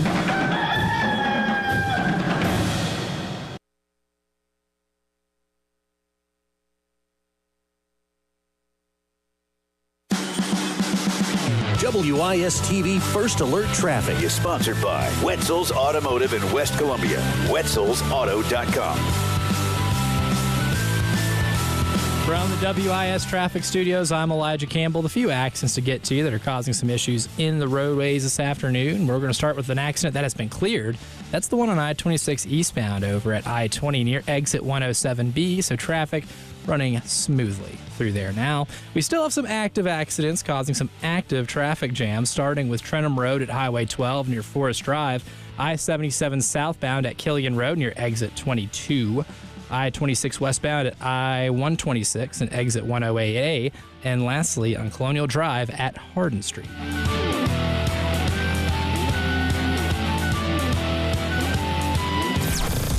WNKT-FM Eastover, Columbia. The home of the national champion, Gamecocks women's basketball team. Congrats, y'all. A Cumulus media station. It's time to check out what up in the world of sports. This just in. Breaking news is breaking out everywhere. The 5 o'clock news. The Postgame Show. If you're just joining us, I'm covering some breaking news. You know news is breaking because I'm telling you so, and I might touch my earpiece like this. 5 o'clock news. Sponsored by Integrated Media. Columbia's premier home theater and security experts for over 20 years. It is 5 o'clock news time on this Tuesday. Welcome back in. It's also the final hour of the postgame show, along with Elijah Campbell. I'm Jay Phillips. Thank you so much for being with us. We start with Shane Beamer, who spoke to the media today ahead of South Carolina's game with Kentucky that will open conference play for the entire league. It's the only conference game this weekend. There are some pretty good non-con matchups. We'll go over some of those for you coming up in just a bit in the drive around the SEC. But since conference play is beginning, you still got what Shane labeled at times a young team, but there are still plenty of these guys that have been through the battles of the SEC. And Shane was asked today what those older leaders need to do to prep some of the younger guys ahead of conference play. Not just Debo, but so many leaders that we have, and I've said it before. There's so many when we vote on captains at the end of the season. So many of the top vote getters from last season are still here. They're leaders. Tonka, Boogie, Luke Doty, Vershawn. There's a lot of guys. TJ. We got a lot of older guys that are leaders on this team. But Debo is right there at the top. He was a voice last year on our team and brought great leadership to the team and to the defense in particular. And then this year is no different. He's been that way since January, and he's somebody that. He does a great job of that. Whether I talked to him on the phone last night about some stuff that needed to get handled, and he gets it done. So he's been awesome. And you'll need some of that. Again, Carolina's now won 2 in a row over Kentucky. That's a thing. Considering I think before that they had lost 6 of 7, something like that. It was not pretty. It was starting to get one-sided for a second. It was not pretty for a while. After Carolina, I think had won 10 of 11. Before that. So it went kind of topsy-turvy for a bit. And there was a day where a lot of people had those streaks on Kentucky. Yeah. And maybe now trending back in Carolina's direction. Speaking of opening conference play, the SEC last week did announce a brand new availability report. It will be for conference games only, which means only one of those this week. You guessed it, Carolina and Kentucky. Here's Shane Beamer discussing what his team's going to do about that. I would say it's a pleasure for sure. Did not have to rearrange the schedule. I think between, we meet as a staff every day at 4:00 in the afternoons, and or Tuesdays, Wednesdays, and Thursdays. Mondays, Tuesdays, Wednesdays, Thursdays we do. And in that, we always meet with Clint and talk about all the injury situation as well. So between Clint Haggard, George Wynn, myself, I don't think it'll be much on my plate. I would imagine a lot of head coaches aren't even going to mess with it. They're just going to give it to the trainer, and the trainer's going to say, does this look good? And the head coach is going to look at it for 5 seconds and say, yeah, it's fine. And so it's not a big deal. It is what it is, and I don't think it'll be too time consuming from my standpoint. Yeah, I don't think the head coach will have to have too many worries about it. And I know he's only joking a little bit when he says for 5 seconds. It might be 10. But you better, because if there's even one thing that's wrong and they want to pop you, you're in trouble. What was it, $25,000 for the first one? Yep, and it escalates. And then 50 and then 100. Not saying that's going to happen. And then again, we don't know for sure when this thing has to be released. If anybody does know that, by the way, and I hate to ask for that live on the air, but nothing I've seen in the SEC report said when, unless I just missed it somewhere along the way. In terms of a time is what you're saying. Yeah. So on Wednesday, now, all I know. Say Wednesday, Thursday, Friday, Saturday, an hour before the game. Yeah, now I know minutes. Saturday, but game day is 90 minutes. That's what I know, right? 90 minutes, it has to be out. It's the only time parameter. Yeah, that's the only one I saw. So again, like you said earlier, 11:59 p.m. every day. If that's what if you're making me do it, I'll just. That's how I turned in homework, man. It's like college when you can schedule a tweet, right? Just let it go out at whatever time. Does the SEC office have a Dropbox so you can drop assignments in? Just boop. Continuing our integrated, we'll have more, by the way, plenty more from Coach Beamer coming up in just a few minutes' time here during our regular Gamecock 5:15 segment. Continuing with our college football reporting, though, today on our integrated media headlines. Boston College last night in Tallahassee beat Florida State 28-13.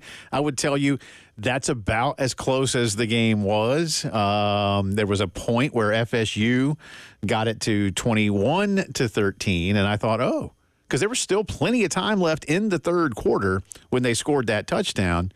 And then they didn't do anything else the rest of the time. BC tacked on one more, went on a nice drive, too, about a 5-minute drive right after that. Just very methodical, right on down the field. BC last night ran for 263 yards on 52 carries, 5.1 per carry. They had 3 guys last night that carried the ball at least 12 times and averaged at least 4.5 yards per carry. They were dominant on the ground against Florida State at Doak Campbell. That takes the Noles to 0-2. Mike Norvell falling on the sword, and people are going to basically say to him, staying with the figurative, you didn't fall far enough. Yeah, this is his fault. It absolutely is. Here's the thing. In modern college football, with the way you can get older faster with the transfer portal, it worked to his benefit because he had a team last year that went undefeated in the regular season, won your conference title, made up primarily of transfer players. But you know what happened to those transfer players? From the time they got to Florida State, they did get better. They were better in their second year, or if it was their 1 year there, they were better, like a Keon Coleman was much better in the last month of the season they were at the beginning. There was, some development. And a lot of them got better early on just by using the spring and fall practices to be able to get yourself to have a little bit of development to fit what you want to do. There's none of that with Florida State right now. DJ Uiagalelei had a career year at Oregon State last year, and we have film of what he does well and what he doesn't do well. It's not like some kind of small sample size thing here, like you could say about Brock Vandagriff, right? But you can say that with DJU. And he comes to Florida State, and he is a shell of even what he was at Clemson in these last 2 weeks, right? It's a mess. It's so bad. And this is 100% on him. And I think part of that has to do with how they rolled over and quit in the Orange Bowl. I think that sets a pretty bad precedent and a pretty bad example for your players. When you guys just roll over like that, what you carry over into the next season isn't very good, no matter how many people are going to tell you are good. Yeah, and I agree with you. I do think there's a hangover effect from that, and you shouldn't have done it. Georgia was going to beat you badly regardless. Georgia shouldn't have been in that game either, but that's another story too. I won't get into the details right now, but for those of you who are interested and maybe watch a lot of things, if you listen or watch podcasts, today, Andy Staples and Ari Wasserman's podcast on the On3 channel was very good about the almost irony of the two so-called flagship programs of the ACC. One, Clemson, no portal movement. FSU, no more high school recruiting. Completely revamping your team. All portal, and it ain't working for either of them. Where do you find a way to meet in the middle? But if you're interested in that, Andy and Ari, a good episode of their show today. You can find that on YouTube. Florida State is off this week, and then they've got Memphis. So it's not going to be easy. They should win it, but they probably should have won these other two, and they didn't. So there's that for you. Speaking of college football, the latest AP Top 25 poll is out. Georgia remains #1 team in the country and kind of cementing that hold now with 57 first-place votes. Ohio State is second. The only other school to get first-place votes are the Buckeyes. Texas is up a spot to 3. Alabama up a spot to 4. And Notre Dame up 2 to 5. Ole Miss holds steady at 6. Oregon, despite winning, drops 4 spots. Idaho's good. Well, here's the thing. Oregon put up a lot of yards on offense. A ton. Right. Dylan Gabriel threw for over 400. And if you read Phil Steele, I know he does the study every year that teams that have very high yards yards per point, so just converting yards to touchdowns, if it's really, really high, that means there's a chance for it to regress back to the mean, and you will be able to score more the next game or the next year, whatever your sample size is that you're comparing. So as much as people are kind of dumping on Oregon for barely beating Idaho, they put up a ton of yards. They're going to put up a ton of yards on a lot of different teams, and it's going to result in more than 24 points. I guarantee it. I feel pretty good about that. They keep their Idaho tour going this week as they take on Boise, so that could be fun. Ashton Jeanty, running back for Boise State, scored I watched some of that Georgia Southern game. 6. Because I was flipping around, some of these games are boring and there's no points being scored. And then I looked and I was like, oh my God, they've combined for 1,000 points. I got to watch some of this game. Ashton Jeanty had 2 hat tricks. It was great, man. 6 touchdowns. It was pretty fun to watch. Remarkable. Continuing that, Oregon is 7. Penn State holds steady at 8. Missouri is up to 9. And Michigan down a spot to 10 despite beating Fresno. Utah number 11. The Hurricanes are 12th. That's up 7 for the Hurricanes. Southern California up 10 to number 13. Tennessee is 14. Oklahoma 15. Oklahoma State 16. K-State 17. LSU drops 5 to 18 at 0-1. Kansas up 3. They're 19th. And Arizona is 20th. The final 5 of this week's AP Top 25. Iowa, Louisville, unranked last week. Georgia Tech into the poll, I think, for the first time in 7 seasons, did I see? Yes. NC State is 24th. They held steady there, did the Wolfpack after escaping against Western. And Clemson drops 11 spots. The biggest mover up or down in the poll this week are the Clemson Tigers, down 11 to number 25. They've got a tricky little one with App State this weekend. I expect the Tigers to win, but App State does not roll over for anybody, so that could be an interesting game. It will be a telling game because, honestly, Clemson has a really big advantage on the line of scrimmage. I love Clemson's defensive line. I think it's comparable to anyone in the country's. And if there's any weakness about Appalachian State is they have a lot of inexperience on their offensive line. In theory, Jay Phillips, that should be the perfect storm for a tail kicking. But if Appalachian State goes into Death Valley and does what they do to everybody, and that is walk into your house and basically make it their own, then we're going to have some tough conversations about that team in the upstate. It is now official. Trent Williams and the San Francisco 49ers have put the pen to paper on a 3-year restructuring of his contract. It'll pay him $82.66 million. It includes $48 million of a signing bonus. He'll make $25.69 million, $48 million at signing and $25.69 million signing bonus. It ends his entire summer holdout. Many, of course, believe that Trent Williams is the best left tackle in the National Football League, certainly one of them. He was scheduled to make just under $21 million, but now a few linemen have passed him in the salary structure, and he wasn't a big fan of that. What's his?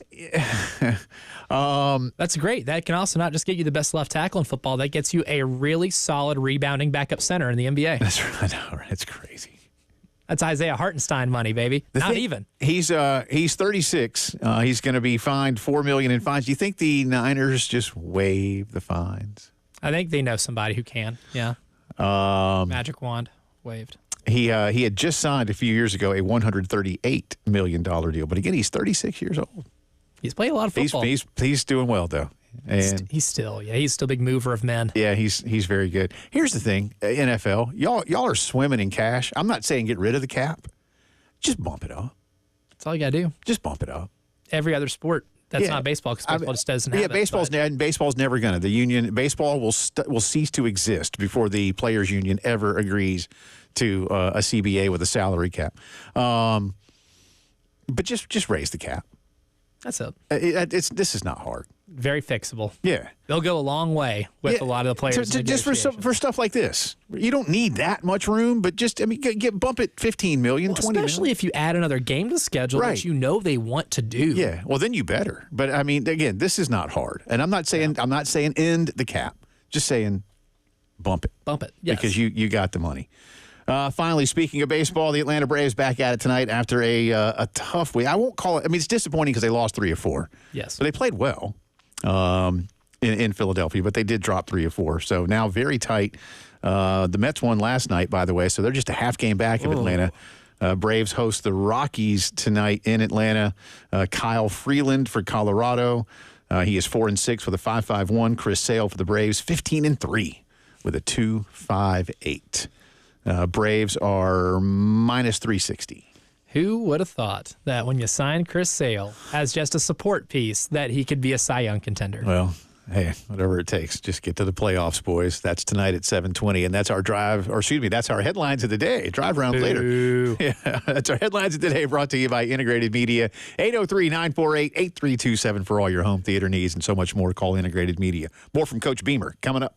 107.5 The Game. In Columbia. 100.5 The Game. In Florence. 100.3 The Game. In Myrtle Beach. The Game Network. Sips and Sounds, the only craft beer, wine, and spirits tasting event held indoors under the cool AC. No rain, no heat, no worries. Unlimited sampling of over 40 brands of local and national craft beers, wine, seltzers, and spirits. Live performances by Ken and Drew of Sister Hazel, Dazer, and the Donovan Twins. Saturday, September 28th. Get your unlimited tasting wristbands now at sipsandsoundscola.com. 107.5 The Game. Broadcasting live from the Herndon Chevrolet Studios. Take up to $20,000 off new Silverados. Stop by or shop online today and see why Herndon Chevrolet makes you smile. Together, let's drive. Powered by Integrated Media, The Game TV. Sponsored by Shepherd's Glass, a true reflection of quality. The Game TV. Sponsored by Shepherd's Glass. Sponsored by Compassion International. Hey, this is Jen Jensen for CHW Cabinetry. My family is using CHW Cabinetry, and they are fantastic to work with. They make sure you're satisfied with every step of the process. Not only do their photorealistic renderings show exactly what your new space will look like, their job site guarantees everyone is on the same page, literally. Experience the CHW difference for yourself. Go to chwcabinetry.com to see more, or call them at 803-520-6837, and be sure to tell them Jen Jensen sent you. CHW Cabinetry, passion from inspiration to installation. Every day, a child in poverty waits for a sponsor is another day of hopelessness. There are thousands of kids who've been waiting over a year. End their wait. Sponsor a child with compassion today. Just text the word radio to 83393. The game of football is about pain. Ever since I was 5 years old, it's been all about football. It's been about running, jumping, blocking, tackling. I stopped playing at 31. You're listening to Michael Robinson, retired pro fullback. I thought that foot pain was going to be with me for the rest of my life. I'm so glad I met Good Feet. I'm so glad those arch supports are in my shoes. The Good Feet Store. Call 1-800-NEW-FEET or visit goodfeet.com. From lazy days and spontaneous adventures to revving up and reconnecting, you can almost feel the excitement building, the road ahead, and a whole new season of possibilities. It's back to cool time right now at Love Chevy with amazing savings on a lot chock full of brand new Tahoes, Suburbans, and the totally redesigned Chevy Traverse. A bolder exterior design, turbocharged V6, best-in-class cargo area, plenty of space for the team and the tailgate.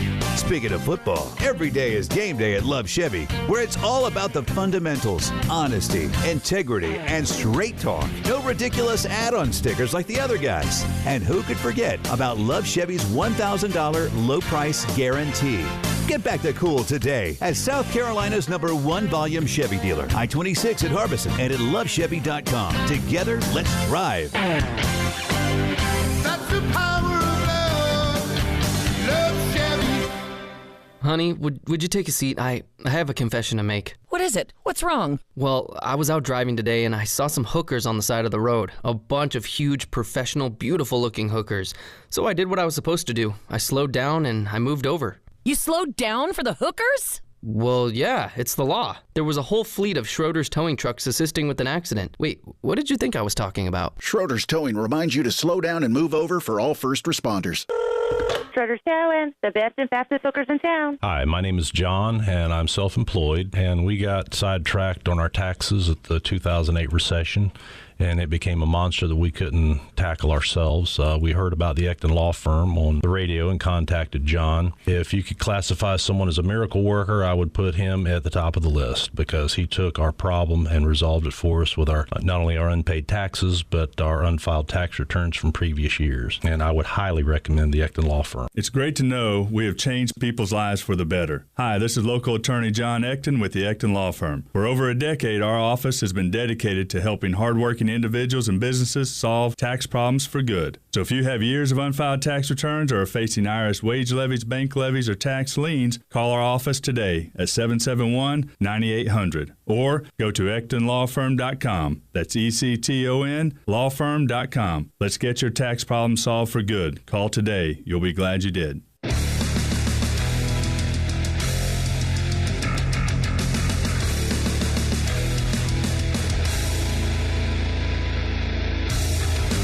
The Postgame Show with Jay Phillips and Elijah Campbell. On your home of the Gamecocks in Columbia, 107.5 The Game. Also heard on 100.3 The Game in Myrtle Beach. And 100.5 The Game in Florence.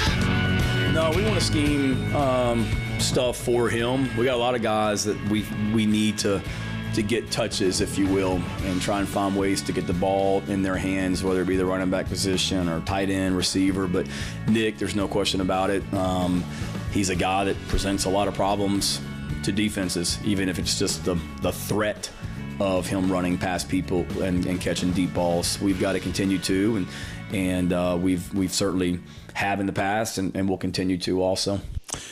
That's Coach Beamer from today's press conference on trying to get Nick Harbor more involved in the Gamecock offense. Welcome back in. Jay and Elijah with you. You know, that last point there is one that's interesting because it's something that you and I and many of our guests and listeners throughout the summer talked about. How do you utilize him? How do you use him as a decoy before eventually the opponent goes, yeah, you know what? He's not doing it. And again, it's interesting, ironic almost, that it was his blazing speed that helped as offense turned to defense in the game. That was the most telling play, and it was huge. Points off the board. It certainly did. And as Ryan Brewer pointed out to us as well, in one instance, Lenoris just overthrew Nick, which is hard to do when a man is 6'5". So I know there's still a lot of so-called work in progress when it comes to this. I get it. But how he is further utilized moving forward is, I think, just a big cog in this machine, and it has to happen sooner rather than later, I think. No, it absolutely does. And that's the thing. If you want to use him as a decoy, you kind of got to burn somebody first, right? Like, the best decoys on the planet are the ones who are legit threats to beat you. Right. And teams are going to take the believe it when you see it approach. I don't think Kentucky's going into this game thinking Nick Harbor's going to beat them, especially down the field. Or I don't think they believe South Carolina is going to be able to stretch the field at all. And if, in fact, they will probably dare them to attempt to do that because they have not seen them do it on tape. They've seen Nick Harbor do it minimally. I mean, we're talking like the Florida play last year, and one or two plays against Texas A&M. It's a small sample size of even what he has done on a football field to even necessitate being a decoy. Right now, Nick Harbor's got to make some plays down the field, and the offense needs to scheme up some plays down the field to be able to at least get that idea, that the inception of the idea in opposing defensive coordinators that number 8 can beat you down the field. If they don't have that and you're still not being very productive, then the ceiling for your offense is very limited. Yeah, it drops. I agree with you 100%. More from Coach Beamer here. And again, Lenoris Sellers also spoke today. We'll hear more from him on tomorrow's program. But Shane was asked, after a spotty performance as the full-time starter, what was his message to his quarterback? Relax, have fun. He's our guy. He's a hell of a quarterback. There's a lot of pressure on that guy. Or going into Saturday, he's, from the state, local kid, starting his first game as a Gamecock in a Gamecock uniform, and the expectations, rightfully so. I mean, he's a really good quarterback. He had high expectations, and I told him on Friday that he didn't need to go out there and be Superman. Just go out there and relax, and we're better around him. And I believe that. I told him we're better around him on offense than we were than what Spencer had around him last year. Now, we don't have Xavier Legette, a first-round pick, but if you just look at our depth at all the positions and the offensive line, I feel like we're better overall as an offense just from a depth standpoint than what we were last year. So I told Lenoris, lean on those guys. You don't have to do anything by yourself. And I don't feel like he tried to do too much. I think it's just, the expectations, game one, you're in that stadium, you want to play great. And he did a lot of really good things. He made some nice throws. The deep ball that unfortunately we weren't able to connect on. There's not many guys in the world that can make that throw. And he showed his ability to run. So he did some good stuff. I've said it all along, Hale will be a team that offensively continues to get better each and every week. I mean, we started 8 new guys on the offense Saturday that it was their first game in a Gamecock uniform, if I'm not mistaken, including 2 true freshmen. And that's not an excuse. There's a lot of teams across the country that are starting and playing new players, but there's a lot of new faces around Lenoris, and we're going to continue to get better throughout the season. And Lenoris is right at the top of that list, and he just needs to know that he doesn't need to try and do too much. Just go out there and have fun and play, work hard and prepare the right way during the week. And then game days should be the fun part for him. Yeah, I'd be curious to see if the hostile road environment actually maybe brings out something different, not better, not worse, just different. An intensity or maybe a fearlessness. Yeah, just, all right, well, they don't like me. I'm going to go show them why they should or why they don't, if you will, that kind of thing. Again, hearing from Shane Beamer's press conference today, Elijah Campbell was in the room and setting this next one up. That's right. So one of the things I'm most curious about this game is the biggest weakness on the team last year was the offensive line, and the injuries, everything made it a pretty tough unit to watch at times because they couldn't be cohesive, and sometimes that put Spencer Rattler in some bad situations. Well, they got older. They got a little better. I thought the pass protection was significantly better when it came to some of the dropbacks that they had, and you're facing a team this week in Kentucky with one of the best interior linemen in all the country in Deion Walker, who is 2 men combined into one, and to make one big, scary man.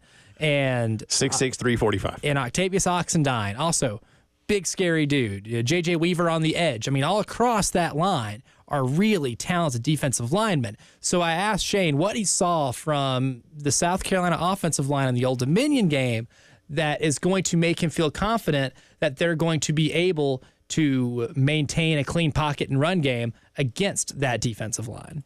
We played really, really hard on the offensive line. I can't remember if I said this last night on or Sunday night on the teleconference before it got cut off, but go back and watch Case and Henry on the 4th and 1 that we handed the ball off to Rocket. You want to see the mentality that we want to play with on the offensive line, watch Case and Henry on that play.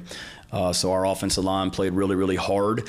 Josiah Thompson started at left tackle as a true freshman. I'm sure you guys can appreciate how hard that is to do in the SEC. It's 2 years in a row we've now done that. But he didn't look lost as a freshman. He played really, really hard.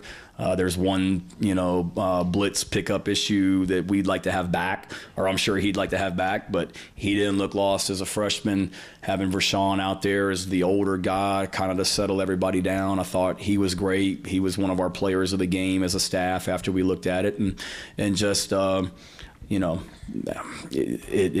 yes, we had some protection issues that we certainly got to get cleaned up. That comes back to us as coaches, but I'm excited about our offensive line as they continue to develop and guys continue to gain experience. And you're exactly right. I mean, this number 0, he can absolutely wreck your entire game plan. Not like mess up a play. He can wreck your entire game plan. And he is a load to handle, but it's not just him. 13 on the outside is a really good player, and nobody talks about the other guys they have inside, 90 and 8 and 9. I mean, they're very twitchy and athletic and very disruptive inside. So we've got to do a great job on the offensive line this week for us to be able to do the things that we want to do offensively. This already feels like, maybe this isn't the entire message or mantra of the game, but whichever defensive line finds a way to play that much better than the other is the team that's going to find a way to win this game. Yeah. Who mauls the best on that offensive line, or on that line of scrimmage, really, is going to have the advantage. Because, I mean, that might be the strength of both of these teams, honestly. I think it is at this point. Was that about what you're looking for answer-wise, you think? Yeah, I mean, yeah, in a way. I got at least an example. I wanted an example of a player, and about maybe the attitude of the offensive line. And for the most part, I was really curious to see how he would address that, how maybe far into the weeds he could get with the skill sets of the offensive line. Now, it's going to take more than just effort against Kentucky. It's good to hear that Case and Henry on that 4th down, that play. And if you go back and watch it, he did. I mean, he created a way for a first down. You just need more consistency from those guys. Maybe just not an effort standpoint, but from an effectiveness standpoint. That's still going to be the question. But I did detect at least enough confidence to where he's not, don't feel like he's terrified of the Kentucky offensive line. I think wanted to hear exactly how much confidence he could maybe exude in that question when talking about that unit against Kentucky's best unit. More from Shane coming up in the drive around the SEC. Again, Carolina, Kentucky, the only conference game, but some pretty intriguing non-con matchups this weekend. We'll start looking ahead to those in the drive around the SEC coming up. The Game Network in Columbia. 107.5 The Game. In Florence. 100.5 The Game. In Myrtle Beach. 100.3 The Game. Powered by Integrated Media. The Game TV. Sponsored by Shepherd's Glass. A true reflection of quality. The Game TV. Let me tell you about our friends at The Joint Chiropractic. It's chiropractic care that can help maintain your overall health, fix the problems. Regular chiropractic adjustments also make it easy to maintain and prevent reoccurring problems. Local owners Janet and Bob Keene have been in Columbia for a long time, owned their businesses for a long time. 4 convenient locations of The Joint: Harbison Boulevard, Forest Drive, Roberts Branch right off Killian Road, and Sunset Boulevard in Lexington. If you've been bothered lately by back, neck, shoulder, or joint pain, there's never an appointment necessary to get in there and see what's up at the joint. You can be in and out quickly. You won't miss lunch.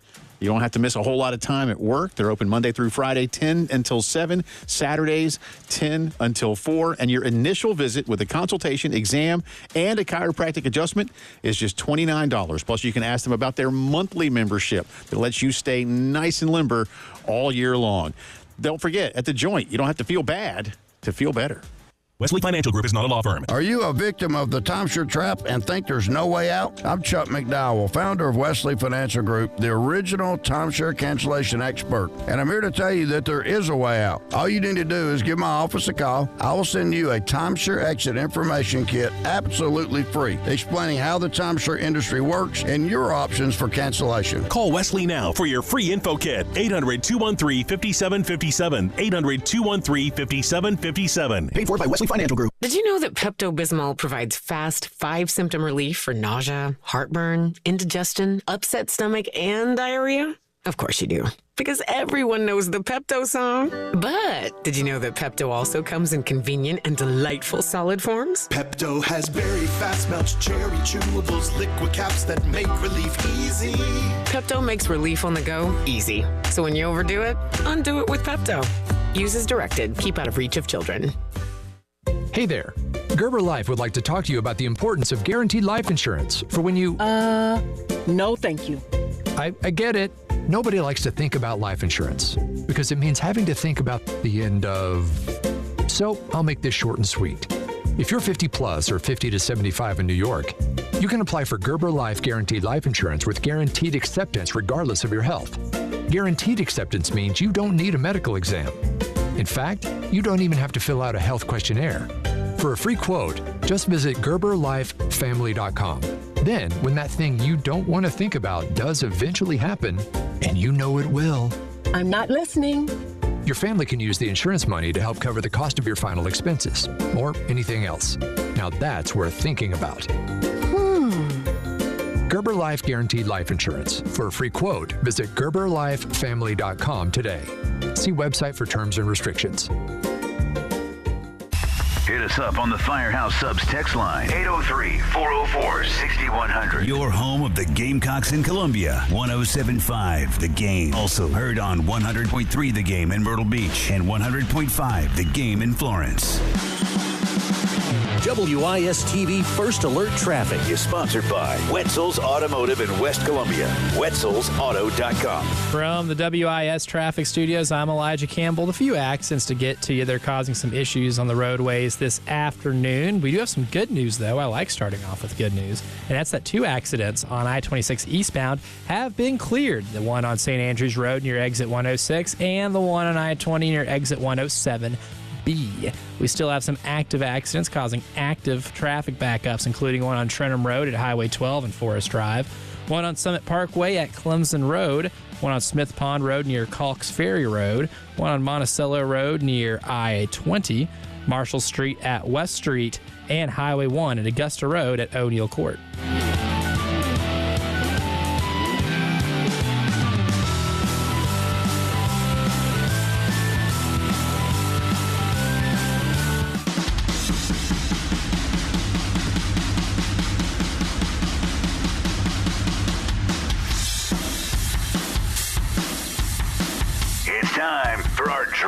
The SEC. Back-to-back, man. You do not see this in college football. But the Georgia Bulldogs bludgeoned their way to back-to-back. The Postgame Show with Jay Phillips and Elijah Campbell. Your home of the Gamecocks in Columbia. 107.5 The Game. Also heard on 100.3 The Game in Myrtle Beach. And 100.5 The Game in Florence.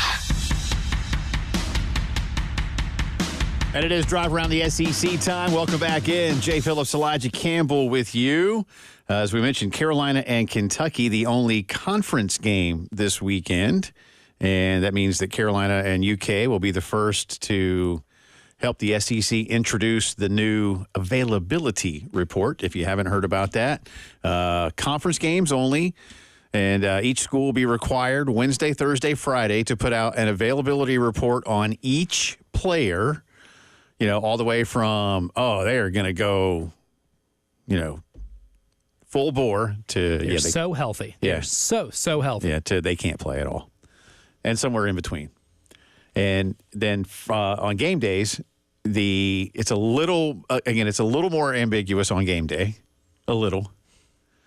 And you have to do those 90 minutes before kickoff. So tomorrow, at some point, Carolina and Kentucky will officially release the first ever availability reports in Southeastern Conference football. I hope they're a little more transparent than maybe what some of the NHL injury reports are, where it's just, Joey's got a lower body injury, and he might be out for a little bit. But what they don't tell you is that lower body injury is a torn ACL and MCL, and he will not be back all year. Actually, he had surgery last night. You will not see him on the ice all year long. They ain't got to tell you that. They'll just say, lower body injury. He's going to be on the IL for a little bit. I just want, shrugging emoji guy for most of these. I don't know. That's what Eli Drinkwitz would do. Every guy would be like, I don't know. Yeah, Brady Cook. Except Brady Cook. I don't know. Well, he wants Brady Cook because he wants him to be like a high draft pick. That'll help him. Yes. Right? And Luther's, he's gold. So everybody else, though, is like, Theo Weiss listed as, I don't know. Yeah. And it's spelt that way, too. It's just like a bunch of vowels together. Right. Wow. But we do Bill have Belichick report. We do have some pretty good non-con matchups this weekend, starting with McNeese at Texas at Michigan, Elijah Campbell. Yeah. Texas is a 7.5-point favorite at the Big House. I'm not here. We'll talk more about predictions and feelings. This is a big game for Michigan. I think it's weird to say that it is much bigger for Michigan's season than it is for Texas's season, I think. Oh, significantly, because Michigan already doesn't feel great about themselves. Right. They've got a little quarterback controversy going on right now. They underachieved in the first three quarters of that game against Fresno State. It did not look pretty. And Texas, on the other hand, just beat Colorado State into submission the entire game. They embarrassed them. Arch Manning came in and outscored Colorado State. That was... It was a pretty convincing butt kicking, and they are feeling so good about themselves, about as good as you can feel about yourself going into the Big House to play a game of that magnitude.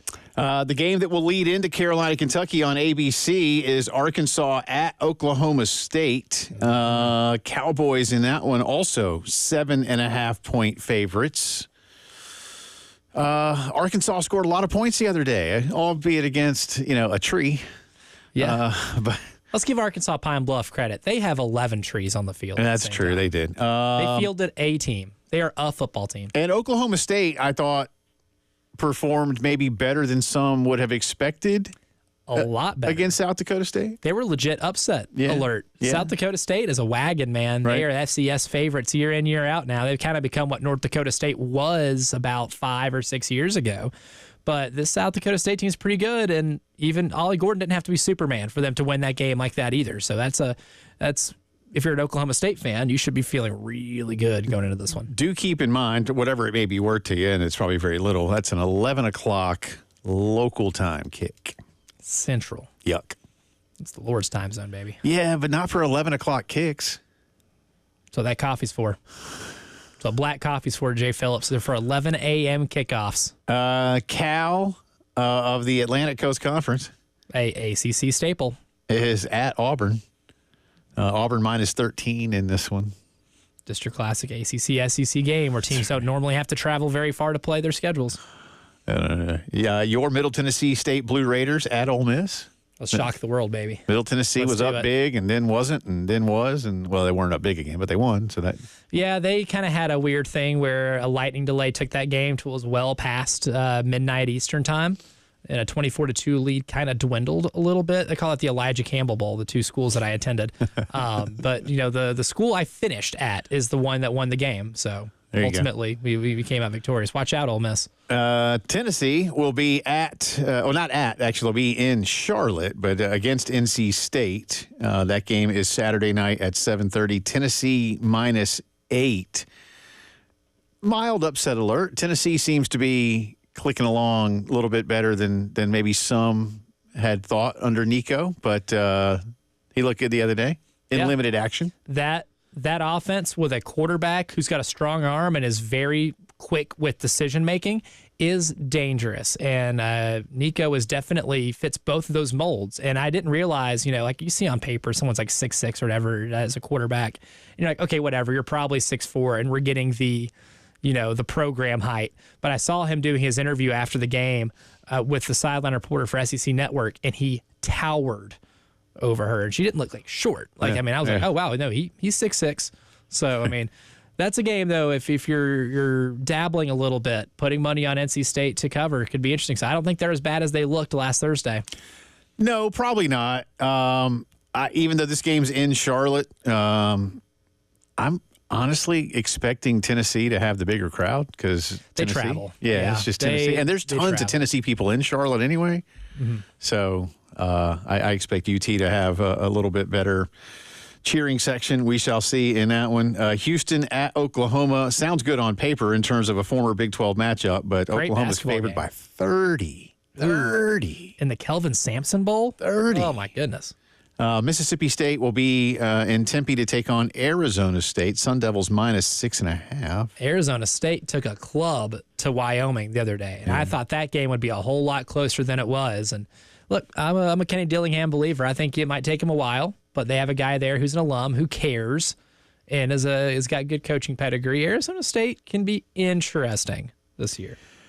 Yeah, I don't know what to expect. Again, I said Mississippi State is such a work in progress with Jeff Lebby, trying to retransition them. Again, who was it? Arnett? Zach Arnett. Zach Arnett just messed them up.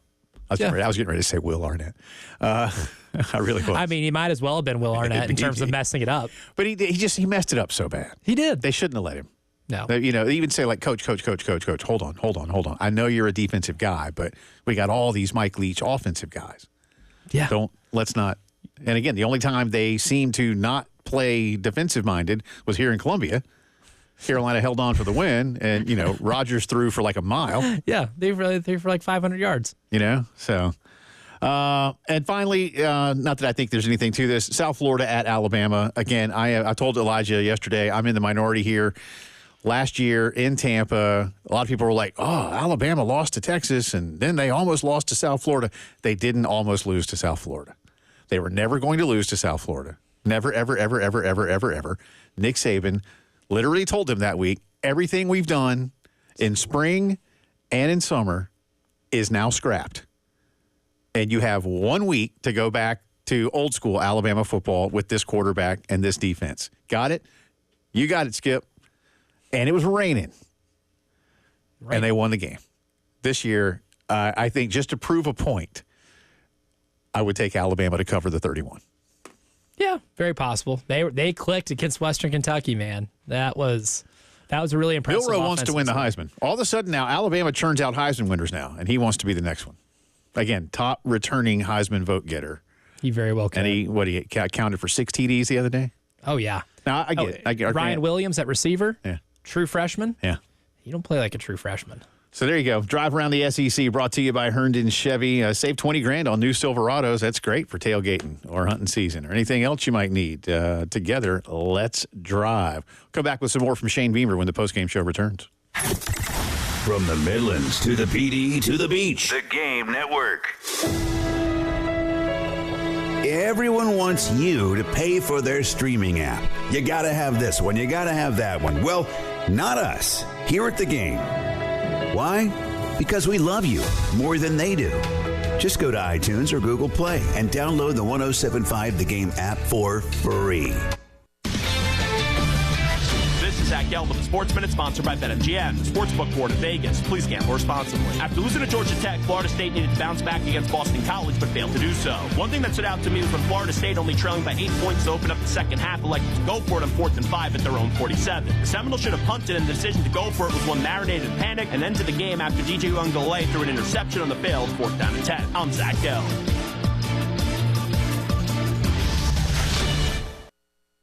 It's football time at BetMGM. Use code KOSTOS, KOSTOS, and receive up to $1,500 back in bonus bets if you don't win your first bet. When you register with BetMGM, you'll get instant access to a variety of parlay selection features, live betting options, original bets, and the best daily promotions in the business. Use code KOSTOS, KOSTOS, and get up to $1,500 back in bonus bets if you don't win your first bet. BetMGM and GameSense remind you to play responsibly. See BetMGM.com for terms. 21 years of age or older. New customer offer. This U.S. promotional offer not available in Mississippi, New York, Nevada, Ontario, or Puerto Rico. Gambling problem? Call 1-800-GAMBLER. Available in the U.S. For New York, call 877-8-HOPE-NY or text HOPE-NY 467-369. For Arizona, call 1-800-NEXT-STEP. For Massachusetts, call 1-800-327-5050. For Iowa, call 1-800-BETS-OFF. For Puerto Rico, call 1-800-981-0023. Subject to eligibility requirements. Rewards are non-withdrawable bonus bets that expire in 7 days in partnership with Kansas Crossing Casino and Hotel. Correct. All sevens now. We got a $250,000 settlement for a client injured in a car accident when driver illegally turned in front of him. Dial all sevens now. The Nastapool Law Firm is not scared to go to court. We got a $2.5 million jury verdict for our client when the other driver failed to yield. What do? Good heavens. Dial all seven. To get your attorney, dial 800 all sevens now. Football season is grilling season, and Jack Oliver's Pool Spa and Patio is South Carolina's premier source for the big three: Weber, Traeger, and Big Green Egg Grills. I'm Jack Oliver. Grill all your tailgate favorites to perfection with a premium gas, charcoal, or pellet grill, then top it all off with something sizzling from your griddle. For grills, griddles, patio furniture, hot tubs, and saunas, shop in store or online at Jack Oliver's Pool Spa and Patio, Forest Drive in Columbia, and JackOliverPools.com. This is Larry Leitner, owner and founder of Midstate Roofing, and for nearly 30 years, we've continued to be the proven leader in the roofing and waterproofing industry. Midstate Roofing's proven history is your assurance that our professionals at Midstate Roofing will provide the proper advice, service, and results to the needs of your facility in a manner both safe and pleasing to your operation. From high-rise to hospitals, manufacturing to industrial, Midstate Roofing designs and installs bonded systems with a protective guarantee that will keep your operation dry and running long into the future. 24 hours a day, 7 days a week. And this is Blake Leitner, reminding you to protect that roof with a maintenance contract. Call me today at 803-356-1919 or online at midstateroofing.com. That's midstateroofing.com. You'll speak to an on-call technician after hours or a Midstate Roofing staff member during hours at 803-356-1919 or online at midstateroofing.com. And as always, tell them Midstate Twins. If you have a leak, let Midstate Roofing take a peek.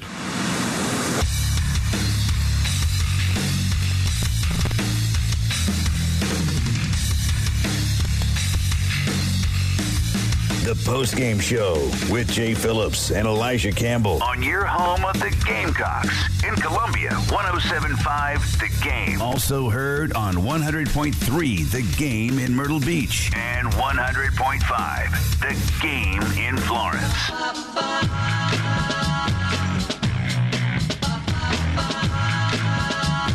Welcome back in. Final few minutes of the post-game show here on this Tuesday afternoon. A couple of quick hits. Dave O'Brien, DOB, covering the Atlanta Braves for The Athletic, just tweeted this out. Ozzie Albies began doing fielding drills today, 5.5 weeks after breaking his left wrist.